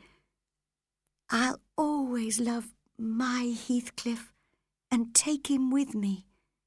He's in my soul, you see. Oh, Ellen, I do want to escape from this prison. There's a beautiful world waiting for me out there. You feel sorry for me now because I'm ill. Well, very soon I'll feel sorry for you because I'll be beyond you all." Heathcliff turned towards her, his fierce eyes wet. For a moment they looked at each other, and then they were in each other's arms again. No one could have separated them. "How cruel you've been to me, Catherine!" he cried wildly. "You loved me, so why did you marry Edgar Linton? It's all your fault. I haven't broken your heart. You've broken it. And you've broken mine too. Do you think I want to live after you are dead?" I've done wrong. I'm dying for it," sobbed Catherine. "It's your fault too, Heathcliff. You left me, remember? But I forgive you. Now forgive me." "It's hard to forgive when I look at your sad eyes and feel your thin hands. Kiss me again, Catherine. I forgive you for making me suffer. But how can I forgive you for dying?" Catherine sobbed quietly, hiding her face in his shoulder, and tears rolled down Heathcliff's dark face. Suddenly, I noticed through the window the servants coming back from church. I was afraid Mr. Edgar would find Heathcliff with Catherine. "My master will be here in a moment," I warned them.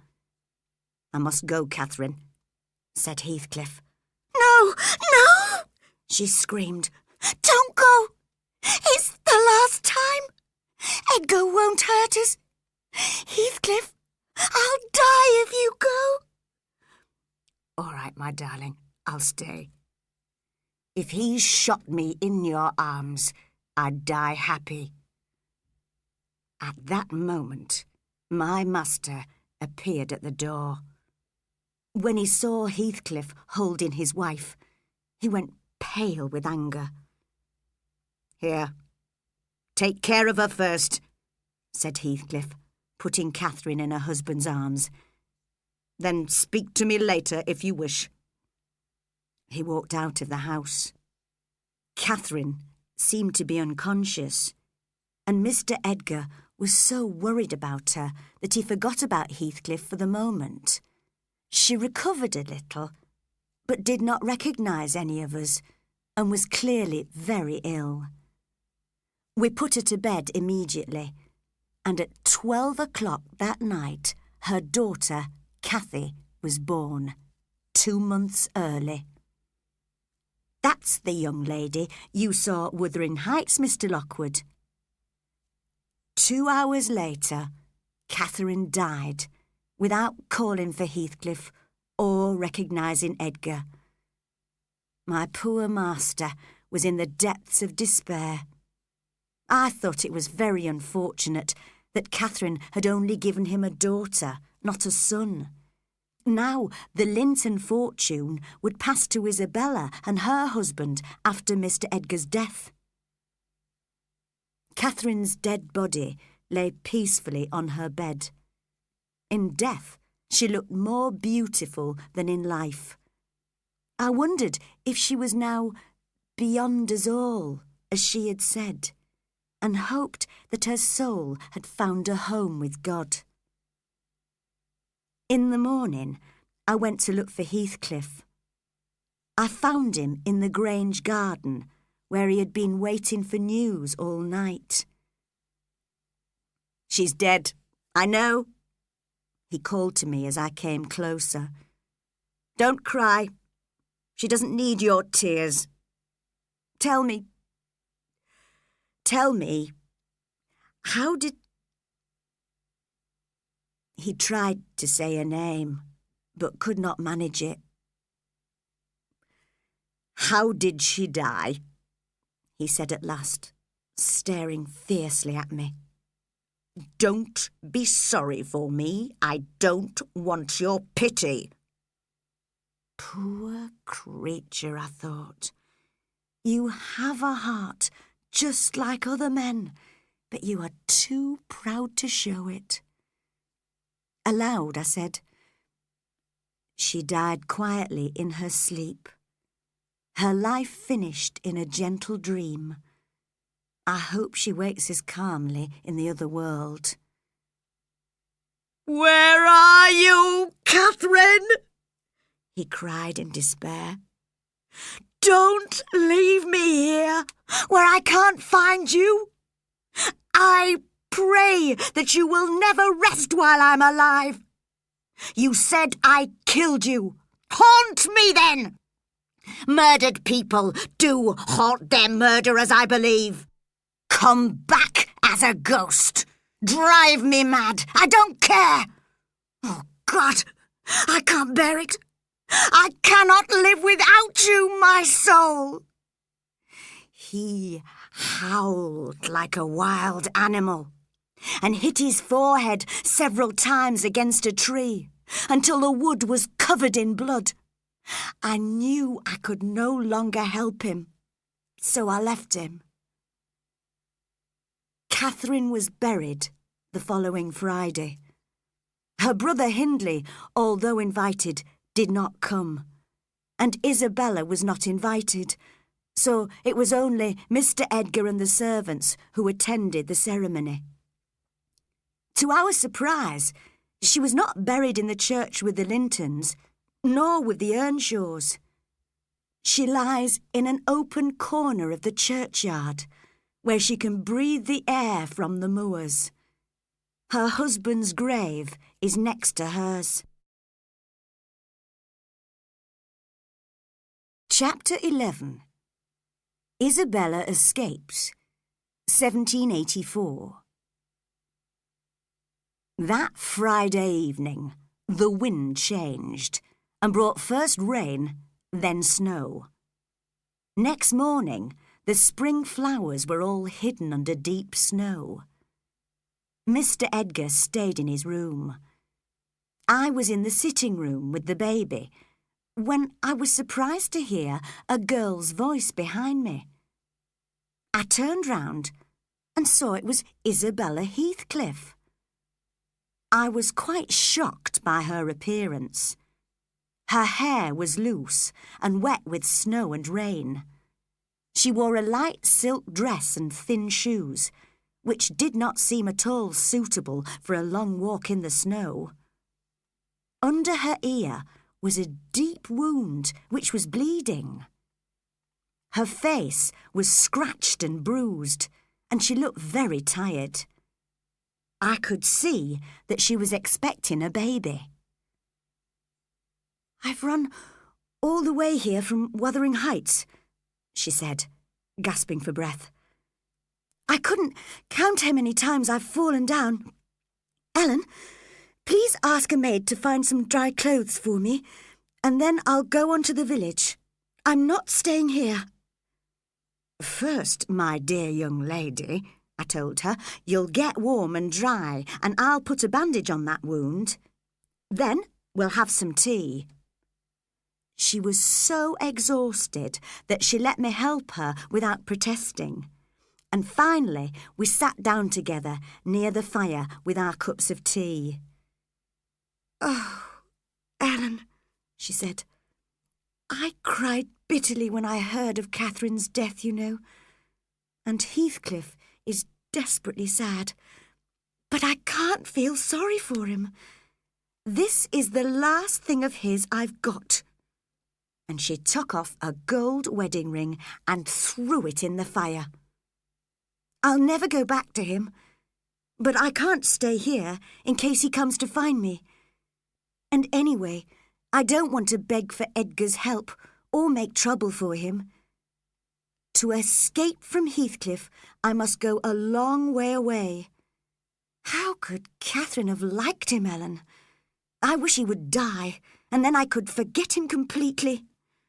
"Don't say that," I protested. "He's a human being. There are worse men than him in the world." "He isn't human," she replied. "I gave him my heart and he destroyed it, so I can't feel pity for him. But I must tell you how I managed to escape. Hindley Earnshaw should have been at Catherine's burial yesterday, but he had been drinking so much that he couldn't go. Last night, he and I were sitting silently in the kitchen at about midnight when Heathcliff came home. Hindley decided to lock the doors so that Heathcliff could not get in. He told me his plan was to murder his hated guest that night, with the weapon he had shown me. I hate Heathcliff too, but I could not agree to murder, so I called out a warning from the kitchen window. Heathcliff swore horribly at me and broke one of the windows. Hindley put his right arm out through the hole with a gun in it and aimed it at his enemy. But before he could fire, Heathcliff caught hold of the gun and pulled it away from Hindley. The knife cut into Hindley's wrist and blood poured out. Heathcliff jumped into the kitchen through the window and started kicking and hitting Hindley, who was lying unconscious on the kitchen floor. I ran off to find Joseph. When we came back, Heathcliff was putting a bandage on Hindley's wrist. Joseph was shocked at the sight of his master and would have gone to the police if Heathcliff hadn't forced me to describe what happened. I had to agree that Hindley had certainly attacked Heathcliff first. The next day, I decided to have my revenge on Heathcliff by telling Hindley that devil had hit and kicked him when he was unconscious. And I told Heathcliff to his face that he could never have made Catherine happy if she had been his wife. This made him so angry that he threw a knife at me, which cut my neck, and then he rushed towards me, swearing violently. I knew I had to get away quickly, and as I ran out of the kitchen, I saw Hindley attack Heathcliff. Both of them were rolling on the floor, fighting. I came over the moors, through the snow to the Grange. At last I'm free, and I shall never, never spend another night at Wuthering Heights. After drinking her tea, Isabella left the Grange. From our village, she travelled by coach to the south, where she made her new home near London, There, a few months later, she had a son. She called him Linton. Heathcliff must have discovered this from the servants. One day, when I saw him in the village, he said, "I hear I've got a son, Ellen, whose name's Linton. I suppose Isabella wants me to hate him. She can keep him for the moment. But tell Edgar Linton I'll have the boy one day. He's mine." After Catherine's death, my poor master, Mr. Edgar, was a changed man. He no longer went to church or saw any friends. He occasionally went for lonely walks on the moors and regularly visited his wife's grave. But fortunately, Catherine had left him something of herself, her daughter Cathy. This tiny child soon won his heart. It's strange, Mr. Lockwood, to compare Hindley and Edgar. They both lost their wives and were left with a child. Hindley did not believe in God and showed no interest in his son Hareton. But Edgar believed and loved his daughter Cathy deeply. Hindley himself died 6 months after his sister Catherine. We never discovered exactly what happened, but Heathcliff said he had drunk himself to death. It appeared that Heathcliff had won Hindley's house, land and money from him when playing cards, so he was now the master of Wuthering Heights. Hareton inherited nothing from his father and could only stay on at Wuthering Heights as a servant, working for the man who had been his father's enemy. Chapter 12. Bringing Up Cathy, 1797. During the next 12 years, I was happier than I had ever been before. All my time was spent looking after little Cathy, who brought sunshine into our lives. She was a real beauty, with the Earnshaw's dark eyes and the Lintons' fair skin. She wasn't as proud and quick-tempered as her mother, but she was used to getting what she wanted. Her father loved her so much that he gave her everything and never scolded her. Until she was 13, she had never been outside the Grange garden alone. She knew nothing of Wuthering Heights or Heathcliff. She often asked me about the hills in the distance, beyond the moors, and wanted to ride a pony there. I knew the master would not let her leave the safety of the Grange to go so far, especially as the road to the hills passed close to Wuthering Heights. So I always told her she would be able to go there when she was older. I did not know what she was planning. Mr. Edgar received a letter from his sister Isabella. She wrote that she was dying of a fever and asked him to visit her for the first and last time.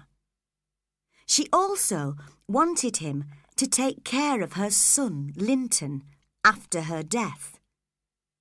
Although my master hated travelling, he did not hesitate to do as she requested.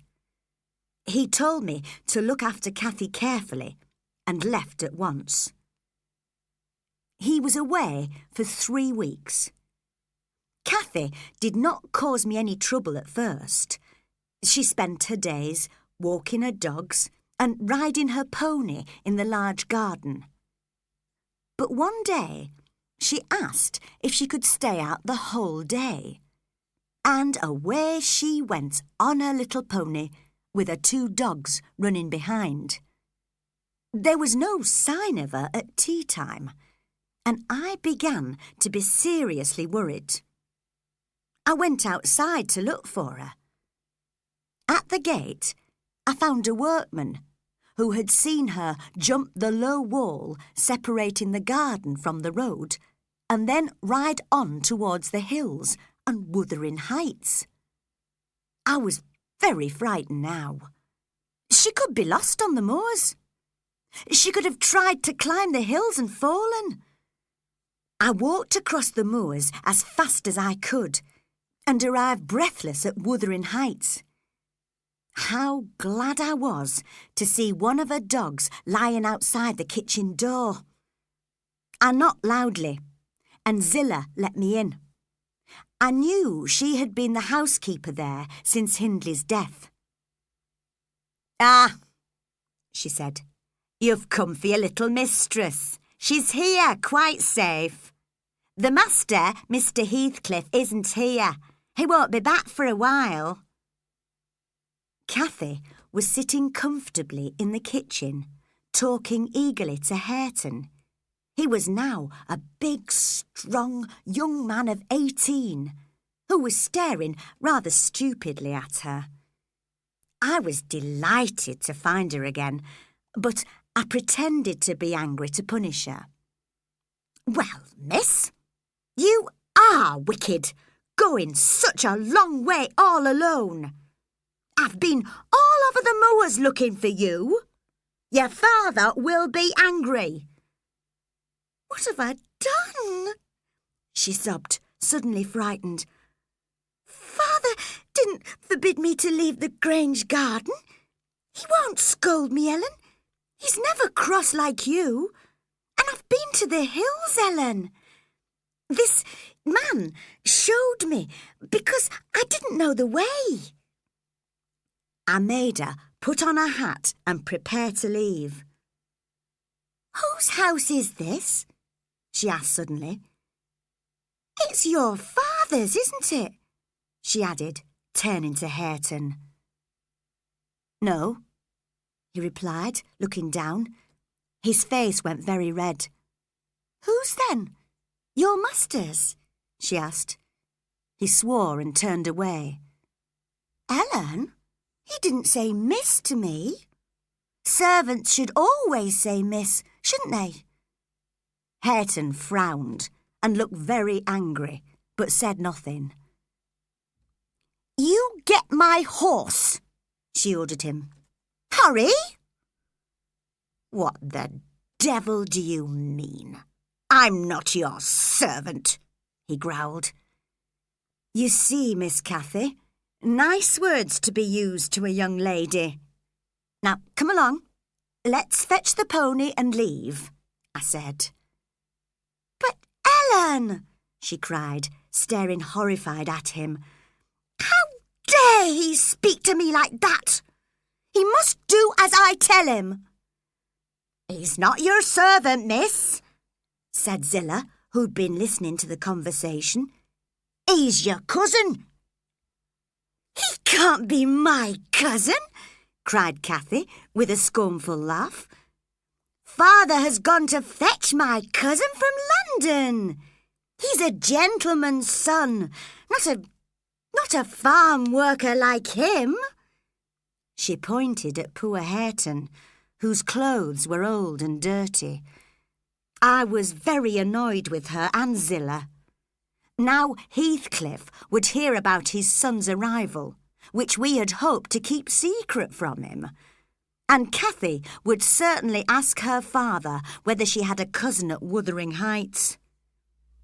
On our way home, I explained to her that if her father discovered she'd visited Wuthering Heights, he would perhaps be so angry with me that he would send me away.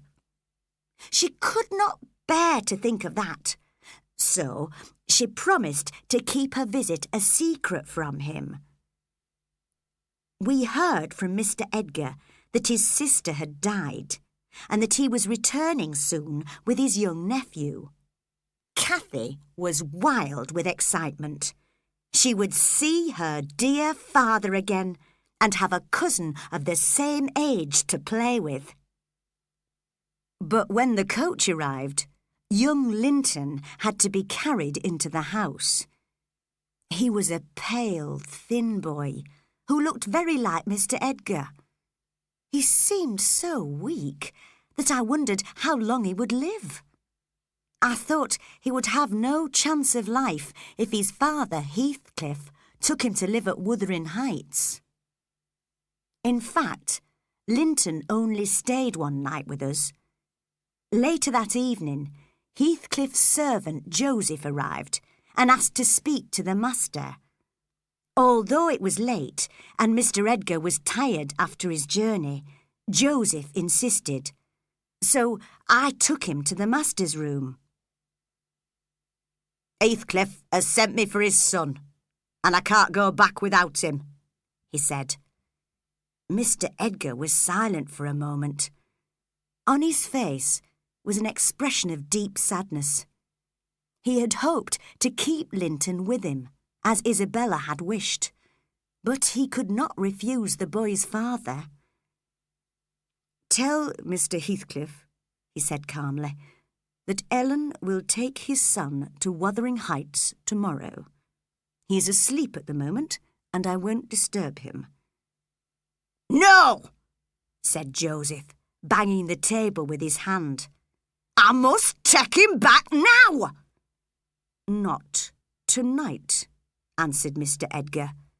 "Leave the house now and tell your master what I said." "Very well," shouted Joseph as he walked out. "If he doesn't arrive early in the morning, Heathcliff will come for him." Chapter 13. Heathcliff's Son at Wuthering Heights, 1797. Linton was very surprised to be woken so early and told that he had another journey to make before breakfast. As we rode the 4 miles to Wuthering Heights, he kept asking me questions about his new home and the father he had never seen. When we arrived, Heathcliff, Hareton and Joseph all came out of the house to inspect the child. "Master, that's not a boy," said Joseph after a while. "Look at that white skin and fair hair. Mr. Edgar's sent you his daughter instead." "God, what a beautiful creature," laughed Heathcliff scornfully. "That's worse than I expected." I helped the trembling child off the horse and into the house. Heathcliff took him roughly by the arm. "I hope you'll be kind to him, Mr. Heathcliff," I said. "He's weak and ill, and he's all the family you've got." "Don't worry, Ellen," replied Heathcliff with a smile. "As Isabella's son, he'll inherit Thrushcross Grange one day, and I don't want him to die before that. He'll be educated as a gentleman, but I'm bitterly disappointed at having such a weak, crying baby for a son." So poor Linton was left in his father's care.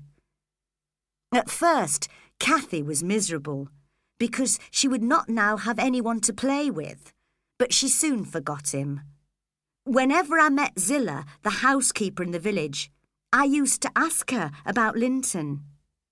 "He's often ill," she told me, "and so selfish. He has to have a fire even in summer. He calls for cakes and hot drinks all the time. He only ever thinks of himself. Mr. Heathcliff can't bear being in the same room as him." Several years passed without any more news of Linton. In 1800, Cathy reached the age of 16. We never celebrated her birthday because it was also the day her mother died. On this particular day, she came downstairs dressed for going out and suggested a walk on the moors with me. Her father gave permission. It was a lovely spring morning, and I was very happy walking in the sunshine, watching Cathy running ahead of me. But we had walked further than I had realised, and I called to her to come back. She did not seem to hear me. We were on the moors, close to Wuthering Heights, when I caught sight of 2 men talking to her. I recognised Heathcliff and Hareton at once. I hurried to catch up with her. "Miss Cathy," I said breathlessly, "we must go home. Your father will be getting worried." "No, he won't, Ellen. This gentleman wants me to go to his house and meet his son. He says we've already met, but I don't remember. Do you? Let's go, Ellen." Although I protested, she and Hareton were already halfway to Wuthering Heights.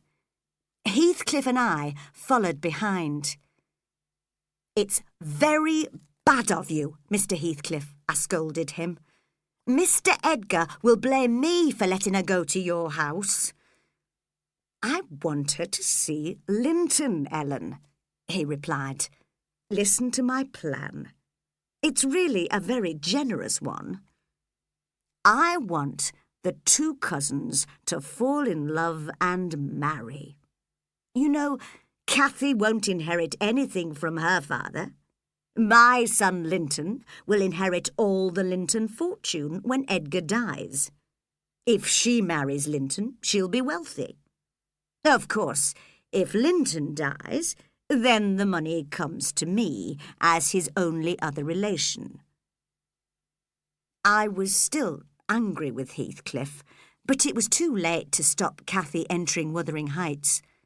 She was delighted to rediscover her cousin Linton, who was keeping warm by the fire. "If he is my cousin and you are his father," she said to Heathcliff, smiling, "then you must be my uncle. Why don't you ever visit us at the Grange?"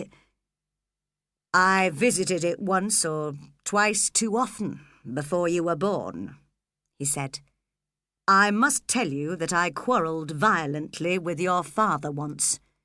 He hates me, and if you tell him you want to come here, he'll forbid it." "Well, if I can't come here, Linton can come to visit me at the Grange," suggested Cathy happily. "It'll be too far for me," said her cousin weakly. "It would kill me to walk 4 miles. Heathcliff looked scornfully at his son. "I don't think my plan will ever succeed, Ellen," he whispered to me. "Who would fall in love with a selfish baby like that?" He went to the kitchen door and called, "Hareton, come and take Miss Cathy round the farm." Cathy was eager to see the animals, and she and Hareton went out. As we watched them through the kitchen window, Heathcliff seemed to be thinking aloud. "I've taken my revenge on his father by making Hareton work for me. I treat him badly, as they used to do to me, and he suffers, as I used to. He's intelligent and strong and handsome, but I've taught him to scorn those qualities. So now he's just an uneducated farm worker and knows nothing of the world. That's how he'll always be. And my son, he's stupid and weak and ill, but he's a gentleman, and he'll marry Cathy, and he'll be rich." Meanwhile, Linton had got up from his armchair and gone out to join Cathy and Hareton. Through the open window, I could hear the two younger ones laughing at Hareton's coarse way of speaking. I began to dislike Linton rather than pity him. When we arrived back at the Grange, Cathy told her father about the visit. He did not want to frighten her, and in my opinion, did not explain clearly enough why she should never communicate with Linton again. At the time, she seemed to accept her father's wish. During the next few weeks, however, I noticed Cathy's behaviour change. She was always writing on little pieces of paper, which she kept in a locked drawer in her room. And every morning she got up surprisingly early to go down to the kitchen. I suspected something, and one day I decided to break open a drawer. In it, I was horrified to find a whole pile of love letters from Linton. The two cousins had been writing to each other in secret for several weeks, and Cathy had used the milkman as a messenger. I told her at once that I knew her secret and made her promise not to send or receive any more letters. We burnt Linton's letters together. Chapter 14. Secret Visits. 1800. The months passed, and soon it was autumn. Mr. Edgar caught a bad cold, which seemed to get worse and worse. He stayed indoors the whole winter, so Cathy only had me as a companion on her walks. She had become very quiet and sad since her relationship with Linton had ended, and was very worried about her father's illness. One day, when we were walking in the Grange garden, I noticed her crying. "Cathy, what's the matter, love?" I asked. "Oh, Ellen," she sobbed. "What shall I do if Father dies?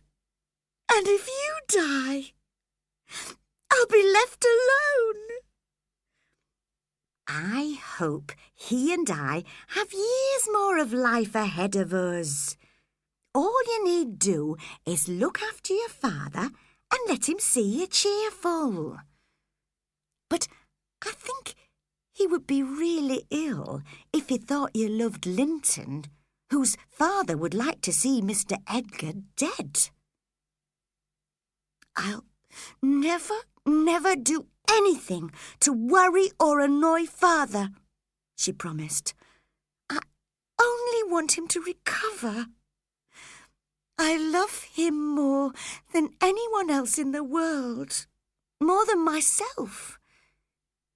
Just then we reached the gate, and I saw a gentleman on a horse looking over it. It was Heathcliff. "Miss Linton," he called. "There's something I must tell you." "I won't listen," answered Cathy. "Father and Ellen both say you're a wicked man." "But this is about my son Linton, not me. What a trick you played on him. You wrote him all those love letters, and then I suppose you got tired of it and stopped.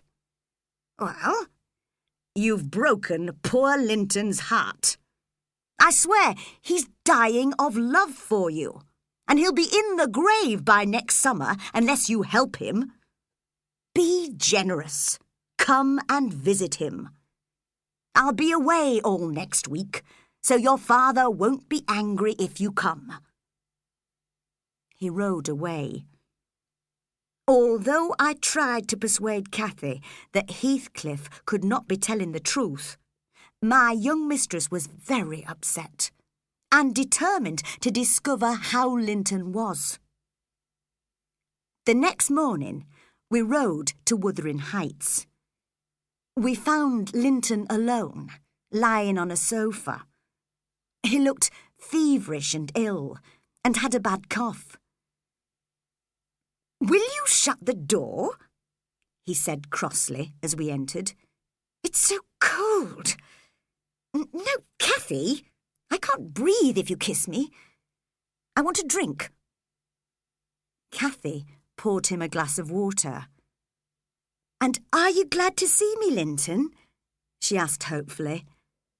"Yes, I am," he replied. "But you should have come before. My father swore at me and said it was my fault you didn't come. Will you come and visit me again?" "Yes, Linton, Cathy said gently, holding his hand. If Father agreed, I'd spend half my time with you. I wish you were my brother. Then we could spend all our time together. But my father says you would love me best if you were my wife, so that would be better.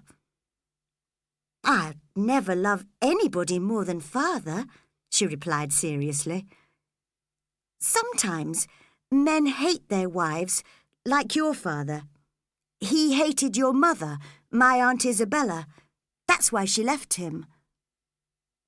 That's not true, cried the boy. Anyway, your mother hated your father, and she loved mine. You're lying! I hate you! She shouted angrily and gave the sofa a violent push. He fell back and started coughing so badly that even I was frightened. At last, he recovered. Cathy was crying in a corner, afraid that she had really hurt him. How do you feel now, Linton? She asked after a while. I'm sorry. I didn't mean to hurt you. I wish you felt as ill as I do, you cruel thing. And I was better today before you came. His voice was full of pity for himself. We must go, I said. You can see, Miss Cathy, that he isn't dying of love for you. It's not your fault that he's ill. Come along. But I could not stop Cathy whispering something in Linton's ear before we left the room. On the way home, I told her I would not allow her to visit him again. He's a selfish child, Miss Cathy, and I don't think he'll live till he's 20. I'm glad you're not going to marry him. Cathy looked sad. I'm sure he'd recover if I looked after him, and I don't think we'd quarrel if we knew each other better. Well, miss, if you try to go there again, with or without me, I'll tell your father. But the next day, I fell ill and had to stay in bed for 3 weeks, which was very unusual for me. My little mistress went from her father's bedroom to mine and back again, and looked after us both with the greatest care. But I never wondered what she did in the evenings, when Mr. Edgar had gone to bed, and I no longer needed her. I only discovered the truth on the first day I was able to get up. In the evening, I asked her to read to me, and was surprised how sleepy she seemed. She went to bed early. I felt rather worried about her health, and went to her room an hour later to see if she needed anything. Her bedroom was empty. I sat there in the dark, waiting for her to return. When she arrived, shaking the snow off her shoes, she was shocked to find me there. I guessed where she had been, but I made her tell me the whole story. Every night since I had been ill, she had ridden to Wuthering Heights and spent the evening with her cousin. Sometimes she was happy with Linton when he was cheerful and less selfish, but most of the time she was miserable. However, she insisted that the visit should continue because Linton needed her and she wanted to see him. Although she begged me to say nothing to her father, I went straight to the master and told him. He forbade her to visit Wuthering Heights again. She had to obey her father, although it made her very sad. Well, Mr. Lockwood, all this happened only about a year ago. I never thought I would be telling a stranger this story. But who knows how long you'll be a stranger? You're too young to live alone for long, and no one could see Cathy and not love her. Anyway, I'll continue my story. Chapter 15. A Trap, 1800. A few days after the master had forbidden Cathy to visit Linton, he asked my opinion of the boy. "Tell me honestly, Ellen, what do you think of his character?" "Well, sir, I don't think he's wicked like his father, but you'll have plenty of time to get to know him, sir. He's too young to marry yet." Mr. Edgar walked to the window and looked out. It was a misty February evening, but the churchyard was just visible. "I've often prayed for death, Ellen. I've been very happy with my little Cathy, but I've been just as happy lying through the long June evenings on her mother's grave and looking forward to the moment when I can join Catherine there. I haven't got much time left, Ellen. What can I do for Cathy before I die? Should she marry Linton? I wouldn't mind him being Heathcliff's son if only he loved her and could be a good husband to her." "God will show us what to do, sir," I replied. In the spring, Mr. Edgar was still ill, and he continued to worry about Cathy's future. One day, he wrote to Linton, inviting him to visit the Grange.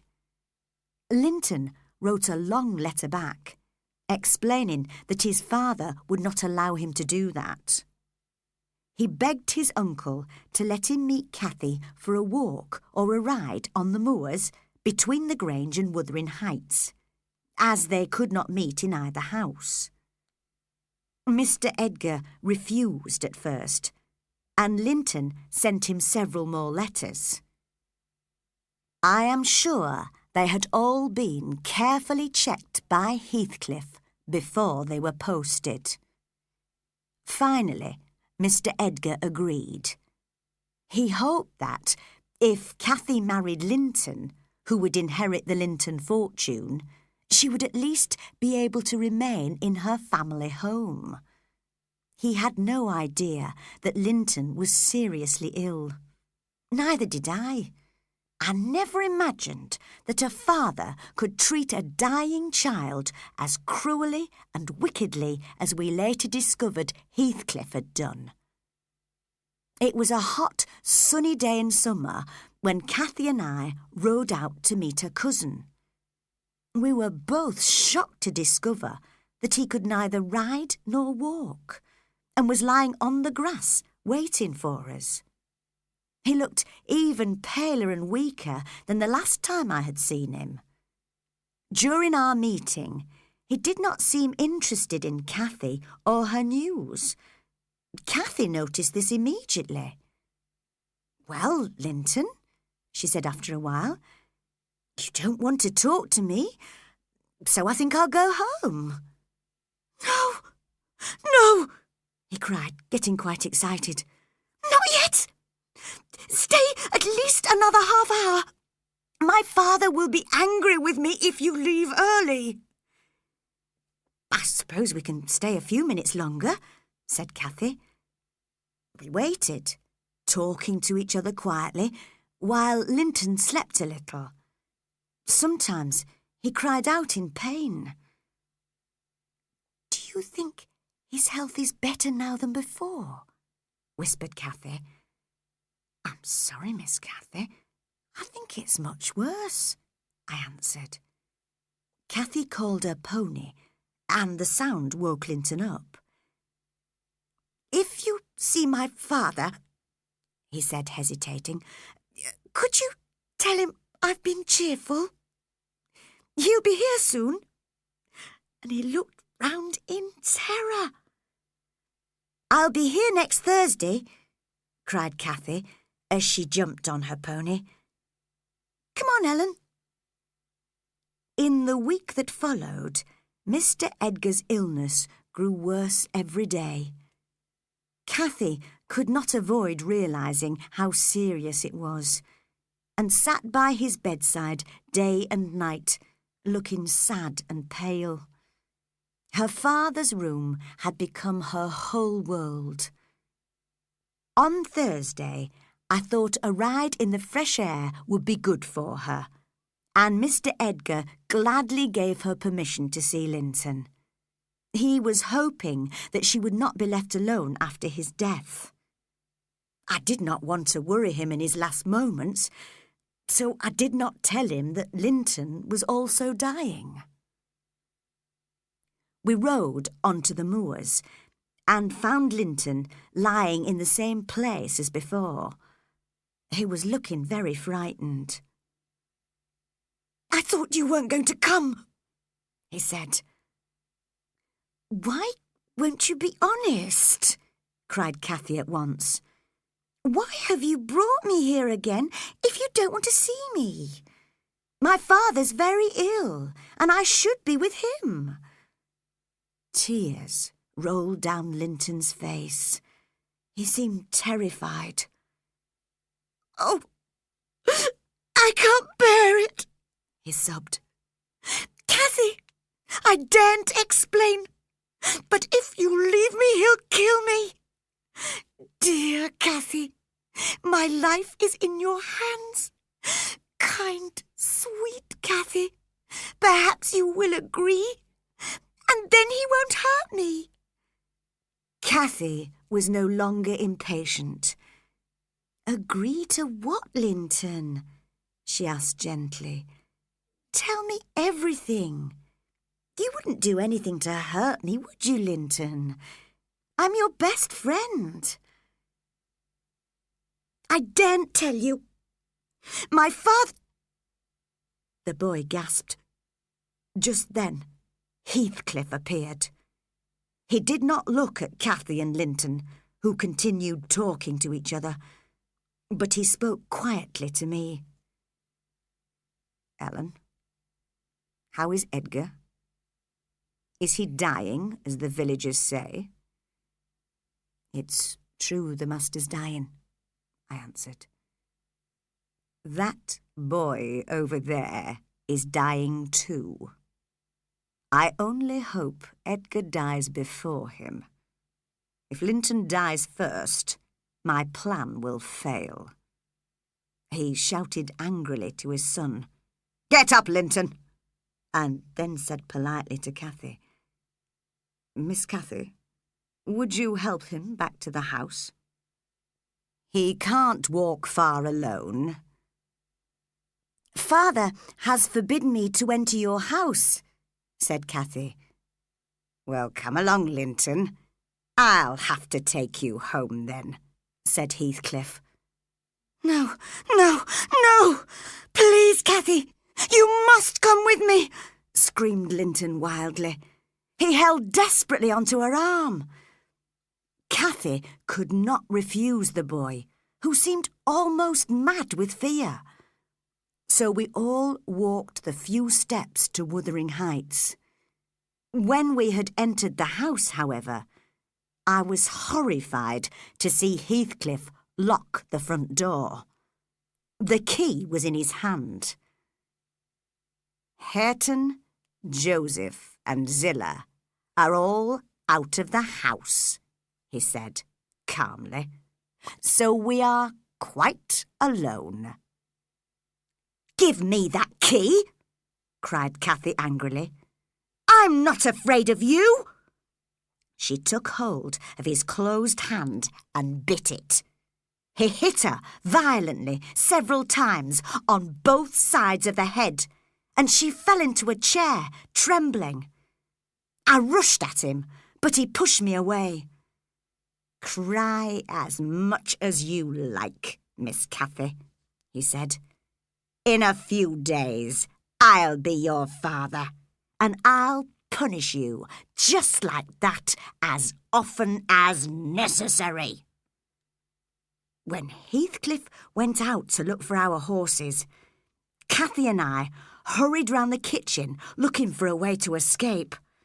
but all the doors and windows were locked. Linton was sitting calmly in a chair near the fire, happy that he was not being punished this time.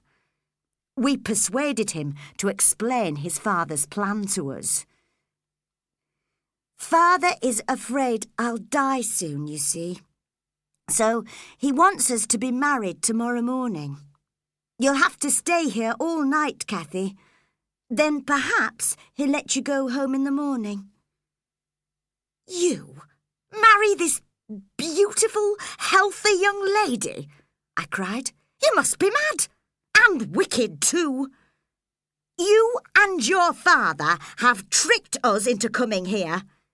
And I shook him until he started coughing. I must go home now. Father will be worried already, said Cathy. I love Father better than you, Linton.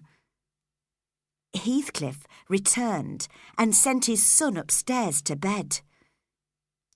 Mr. Heathcliff, begged Cathy, Father will be miserable if I don't go home. Please let me go. I promised to marry Linton. Father would like it, and I love him. Why do you force me to do something I want to do? He can't force you, I cried. I'll go to the police. To the devil with you, Ellen. Miss Cathy, I'm delighted that your father will be miserable. In that case, you will certainly stay here for 24 hours. You won't leave here until you've kept your promise to marry Linton. Please send Ellen to let Father know I'm safe, sobbed Cathy bitterly. Poor Father. He'll think we're lost. Your father must have hated you when you came into the world. I did at least. And he'll hate you as he leaves it. Go on crying. That's what you'll be doing when you're Linton's wife. He'll make a cruel, selfish husband, I think. Heathcliff took us upstairs to Zilla's room, where we spent the night locked in. Neither of us could sleep. At 7 the following morning, he came to fetch Cathy and took her away. From that moment, I saw nobody except Hareton, who brought me food, for 4 whole days and nights. On the 5th morning, Zilla came into the room. She was surprised and pleased to see me, and told me the villagers all thought Cathy and I had got lost on the moors and died 4 days ago. I ran out of the room to look for Cathy. The big kitchen was full of sunshine and the door was open, but the only person there was Linton. Where is she? Where is Miss Cathy? I cried wildly. Upstairs, in a locked room, he replied calmly, eating a piece of sugar. We won't let her go yet. Father says I shouldn't be soft with Cathy. We've had the wedding ceremony, so she's my wife now, and must stay with me. I don't care if she cries or is ill. Have you forgotten her kindness to you last winter when you wrote that you loved her, and she used to come through wind and snow to see you? Now you believe your father's lies about her, and you leave her alone, ill and crying in a strange house. You pity yourself, but you won't pity her. What a heartless, selfish boy you are. I can't stay with her. She cries so much I can't bear it. I can't sleep with all that noise. She promised that if I gave her the key to our room, she'd give me all her nice books and her pony. But I told her she had nothing to give. They're all mine, or they'll belong to me very soon. And then she cried, and took a little gold case from around her neck. Inside were 2 pictures, one of her mother and one of her father. I wanted to take them both from her, but she wouldn't let me, so I screamed for help. My father came and ordered her to give him the pictures and the case. When she refused, he hit her on the face and knocked her down and broke the gold case under his foot. He took away the picture of her mother. And were you pleased to see Miss Cathy hurt? I asked. My father was right to punish her. But I didn't like seeing her mouth full of blood. She can't speak because of the pain. Now you've made me tired with all this talking. You won't find the key to the room. Go away. As there seemed to be no chance of persuading him to help her escape, I decided to go back to the Grange as quickly as possible and rescue her later. What a welcome I received from the servants at the Grange, who thought I was dead. But I did not have time to tell them my story. I went straight to my master's room. He was lying in bed, very weak and close to death. I told him how Heathcliff had trapped us, and that Cathy was probably married to Linton by now. Mr. Edgar realised that his enemy wanted to get hold of the Linton fortune through his son. He asked me to send for his lawyer to make arrangements so that Cathy would not lose all her inheritance. I did as he asked, but the lawyer sent a message saying that he could not come until the next day. I also sent 4 strong men with weapons to Wuthering Heights to demand my young lady's freedom. I was very angry when they returned without her, because Heathcliff had sent them away. But I needn't have worried. In the middle of the night, as I was taking some water to the master, I heard a knock on the front door and went to open it. It was my little mistress. "Ellen! Ellen!" she sobbed. "Is father still alive?" "Yes," I cried, "and thank God you're safe with us again." "I managed to make Linton help me escape from the room. Now I must see father." I could not bear to be present at their meeting. I waited outside the bedroom door, but they were both calm. Cathy's despair was as silent as her father's happiness.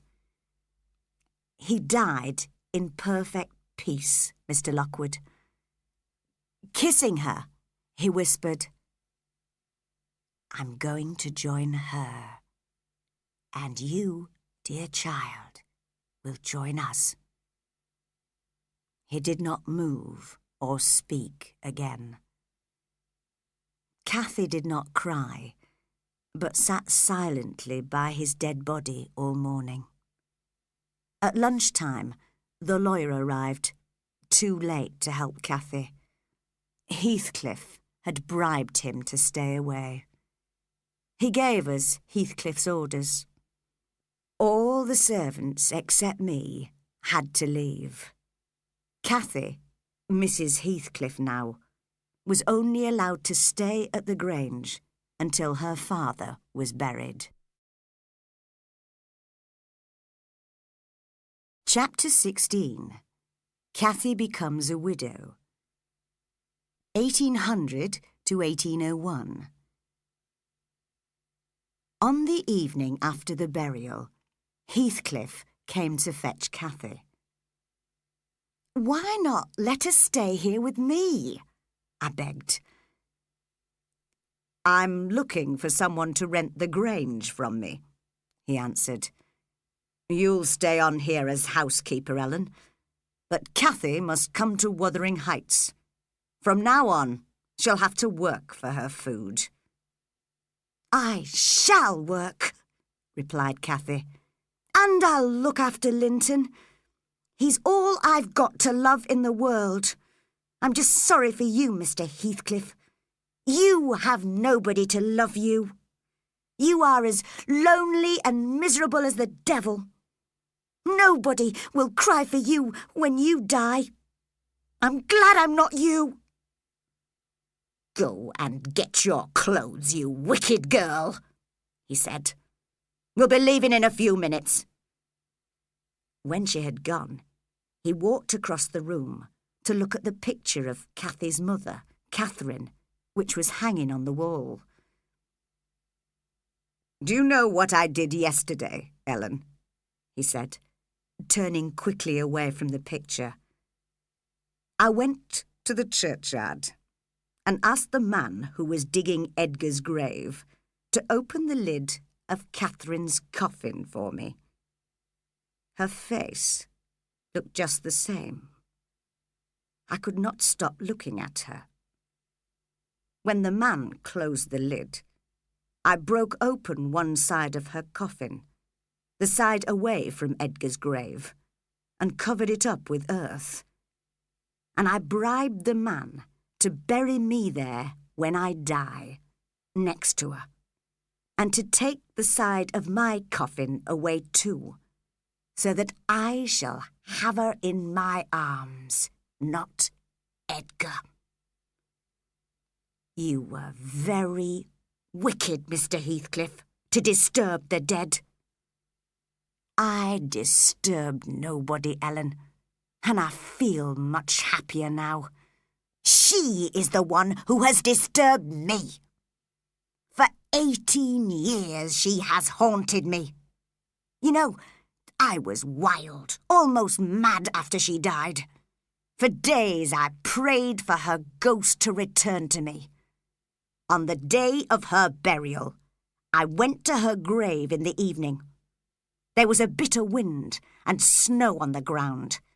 I wanted so much to have her in my arms again. So I dug down through the loose earth to her coffin and was about to pull the lid off when I felt a warm breath on my face. She seemed to be with me, not in the earth, but close to me. I was so happy that she was with me again. I filled in the grave and ran eagerly home to the heights. I looked impatiently round for her. I could feel her, but I could not see her. And since then, she has played plenty of tricks on me like that. When I sleep in her bedroom, I can hear her outside the window or entering the room or even breathing close to me. But when I open my eyes, I'm always disappointed. Slowly, she's killing me with a ghost of a hope that's lasted 18 years. He was talking almost to himself, so I did not answer. When Cathy came in, he stood up, ready to go. Goodbye, Ellen, whispered my dear little mistress. Come and visit me. As she kissed me, her face felt as cold as ice. Oh, no, you won't, Ellen, said Heathcliff. I'll send for you if I want you. And together they left the Grange. I haven't seen Cathy since then.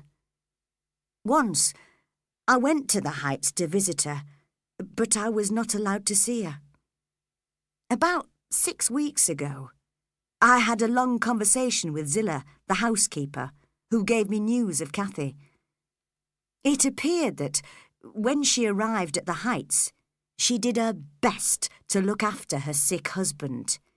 He was obviously dying, although Heathcliff refused to call the doctor. Only a few weeks after her arrival, Linton died in the night, with only Cathy by his bedside. Heathcliff inherited all of Linton's and what had been Cathy's fortune. So Cathy is now very poor. She must be very miserable and very lonely in that dark, unpleasant house. Heathcliff hates her, and Joseph and Zillah don't speak to her because they think she's too proud. Poor Hareton would like to be friendly with her, but she scorns him because he's uneducated. I would like to leave my job here, rent a little cottage, and ask Cathy to come and live with me. But Mr. Heathcliff will never permit that. Of course, if she married again, she could leave that house. But I can't arrange that. Chapter 17. Mr. Lockwood visits Wuthering Heights again. 1802. After hearing the end of Mrs. Dean's story, I made my plans for the future. I decided I did not want to spend another winter at the Grange, and told her I would ride to the Heights to inform my landlord. She handed me a letter to give to Cathy Heathcliff.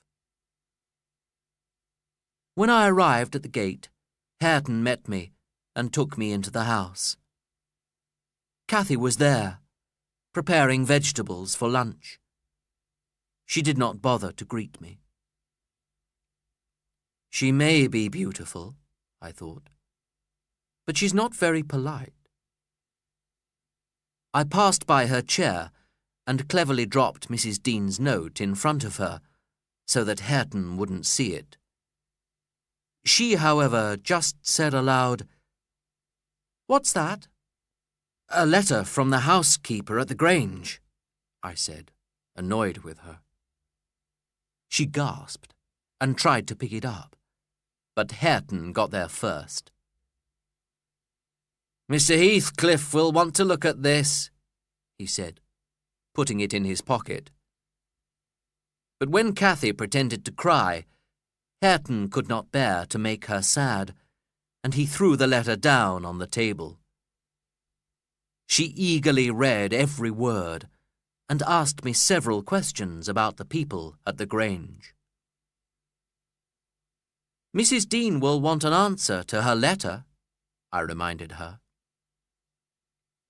"You must tell her that I have no paper or pens to write with.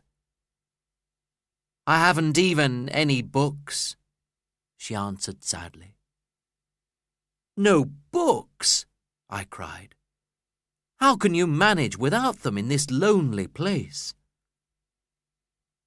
"I always used to read so much that Mr. Heathcliff decided to take away my only pleasure and destroy my books. I've looked all over the house for them.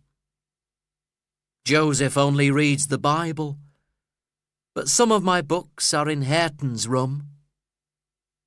Why did you take them, Hareton? Just because you enjoy stealing? They can't be any use to you." "I think Mr. Hareton wants to learn," I said, hoping to prevent a quarrel between them. "No doubt he took them away to study them." "Yes," replied Cathy, laughing. "I hear him trying to read to himself sometimes, and it's extremely funny. He makes some terrible mistakes." After a moment's shocked silence, Hareton left the room. He returned almost immediately with his arms full of books and threw them angrily down at Cathy's feet. "Take them," he shouted. "I never want to see them again." "I won't have them now," she said. "I'll hate them because they'll make me think of you." Hareton picked up the books and threw them on the fire, then walked quickly out of the house. Mr. Heathcliff came in as Hareton went out. He had a restless, anxious expression on his face. "Mr. Heathcliff," I said, I must tell you I'm leaving for London next week, for 6 months, and I shan't want to rent the Grange any more after October. So, Mr. Lockwood, you've got tired of the moors already, have you? Well, have your lunch with Hareton and me anyway. Cathy, take your lunch in the kitchen with Joseph and Zillah. I did not enjoy lunch with my 2 silent companions, and left the Heights straight afterwards. What a pity, I thought, that Cathy Heathcliff and I didn't fall in love, as Mrs. Dean would have liked. Then I could have taken her away from this miserable place forever. Several months later, in September, I was travelling to visit friends in Yorkshire. I found myself near Thrushcross Grange and decided to spend a night there. After all, I was still paying rent for it. When I arrived, I was surprised to find a different housekeeper, who told me Mrs. Dean had become housekeeper at the Heights. I wanted to have a walk after travelling all day, so I left orders for the woman to cook my supper and prepare a bedroom for me, and I walked the 4 miles to Wuthering Heights. As I came close to the old house, I noticed that there were flowers in the garden, and the doors and windows stood open. I could see 2 people inside, and I stopped for a moment, curious to hear a little of their conversation. "Read it again, stupid," said a voice as sweet as a silver bell. "Read it correctly this time, or I'll pull your hair." "You must kiss me if I get it right," answered a deep voice. The man was sitting at a table, reading from a book. His handsome face shone with pleasure, and his eyes often left the book to look at the small white hand that lay on his shoulder. The girl stood behind him, bending over to help him. Her face. It was fortunate he could not see her face, or he would never have been able to concentrate on his studies. I could see it, and I was bitterly sorry that I had thrown away my chance of seeing that beauty every day of my life. I did not want to disturb their happiness, so I went round to the back door, where I discovered my old friend Ellen Dean. "Oh, Mr. Lockwood, welcome back," she cried. "Are you staying at the Grange again?" "Yes, Mrs. Dean, just for 1 night. But tell me, why are you housekeeper here now, and not at the Grange?" "Zillah left, you see, and Mr. Heathcliff wanted me here. I have a little business with him, about the rent." "Oh, Mr. Heathcliff is dead, sir. He died 3 months ago. I manage all Mrs. Heathcliff's business for her. She hasn't learnt to do it herself yet, you see." "Heathcliff is dead?" I repeated, surprised. "Well, tell me how it happened, Mrs. Dean." "Sit down, sir, and drink some beer. I'll gladly tell you. His life ended very strangely." Chapter 18. Heathcliff's End, 1801 to 1802. I was delighted to come back to the Heights and hoped I could make Cathy's life more comfortable. But she was restless and complained of loneliness. At first, She continued to annoy Hareton by laughing at him, but after a while she decided she really wanted him as a friend. She apologised for being rude to him and offered to teach him everything she knew.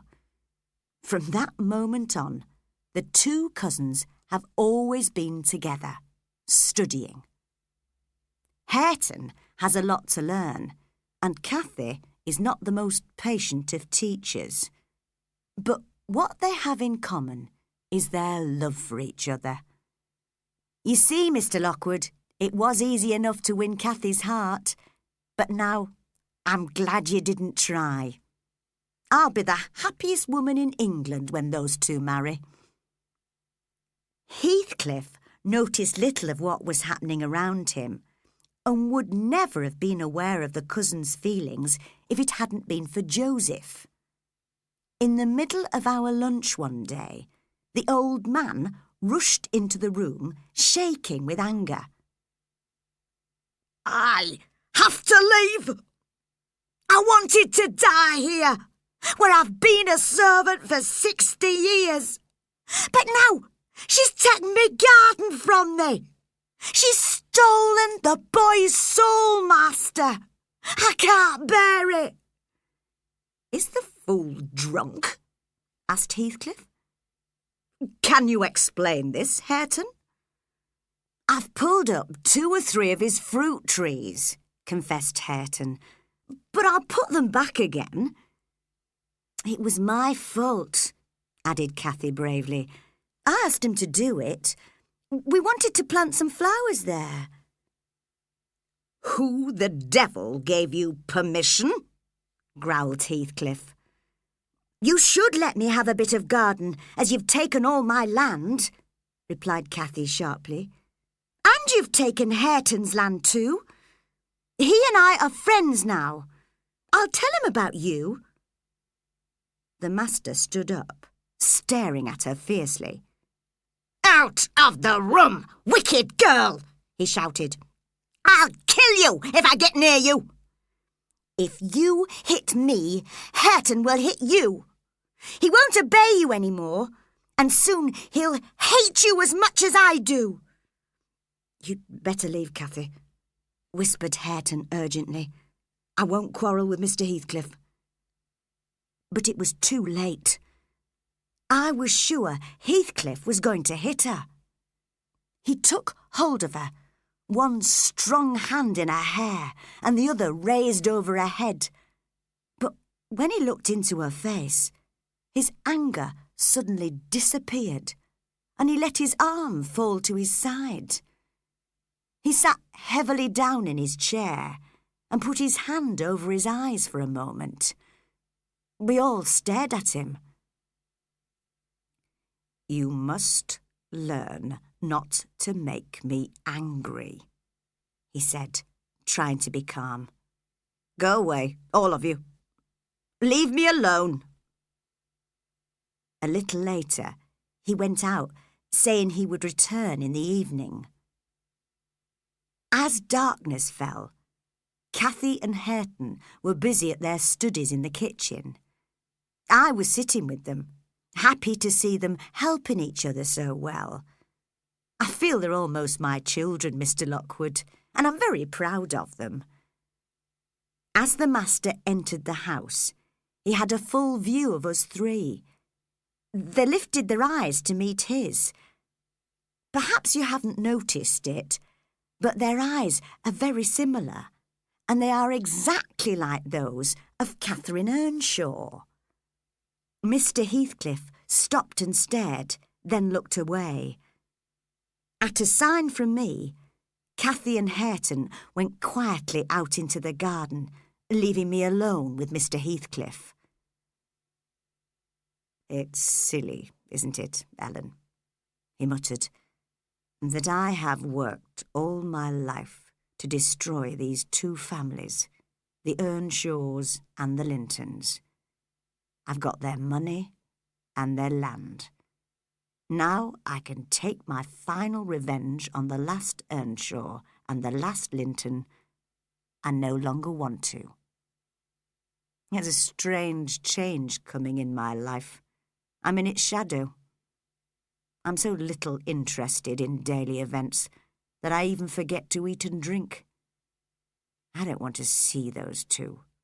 That's why I don't care if they spend time together. She only makes me angry, and he looks so like Catherine. But everything reminds me of Catherine. In every cloud, in every tree, I see her face. The whole world reminds me that she was here once, and I have lost her. You don't feel ill, sir, do you? Are you afraid of death? I'm not ill, Ellen, and I'm not afraid to die. But I can't continue like this. I have to remind myself to breathe, almost to remind my heart to beat. I have a single wish, for something my whole body and heart and brain have wanted for so long. Oh, God, it's a long fight.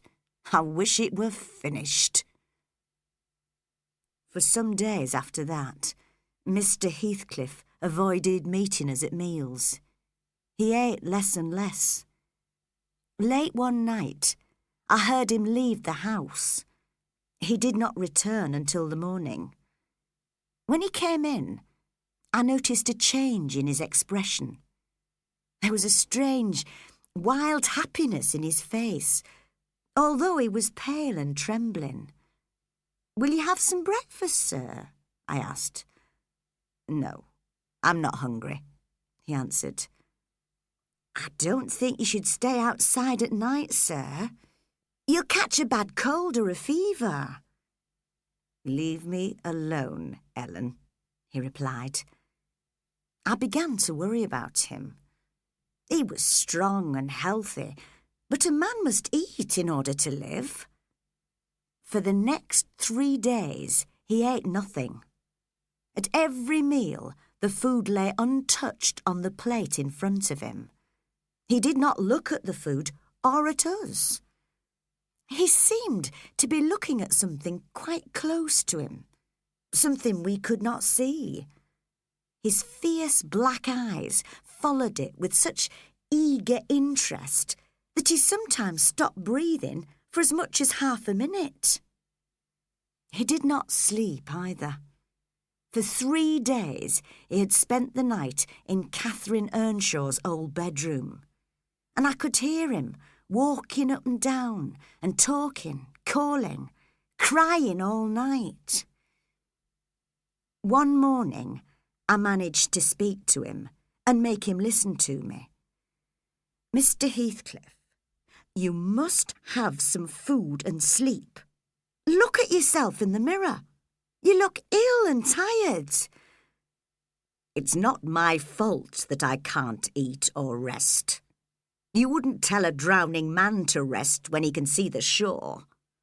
I'm close to what I've wanted for 18 years. Very close. But my soul's happiness is killing my body." "It's a strange kind of happiness, Master. Take my advice and pray to God to forgive you for what you've done wrong in the past, if you think you're going to die." "Thank you, Ellen. You've reminded me of something. It's the way I want to be buried. My coffin will be carried to the churchyard in the evening. You and Hareton will be present, nobody else. And make sure my orders about the 2 coffins are obeyed. I want no ceremony or words from the Bible. I don't believe in any of that."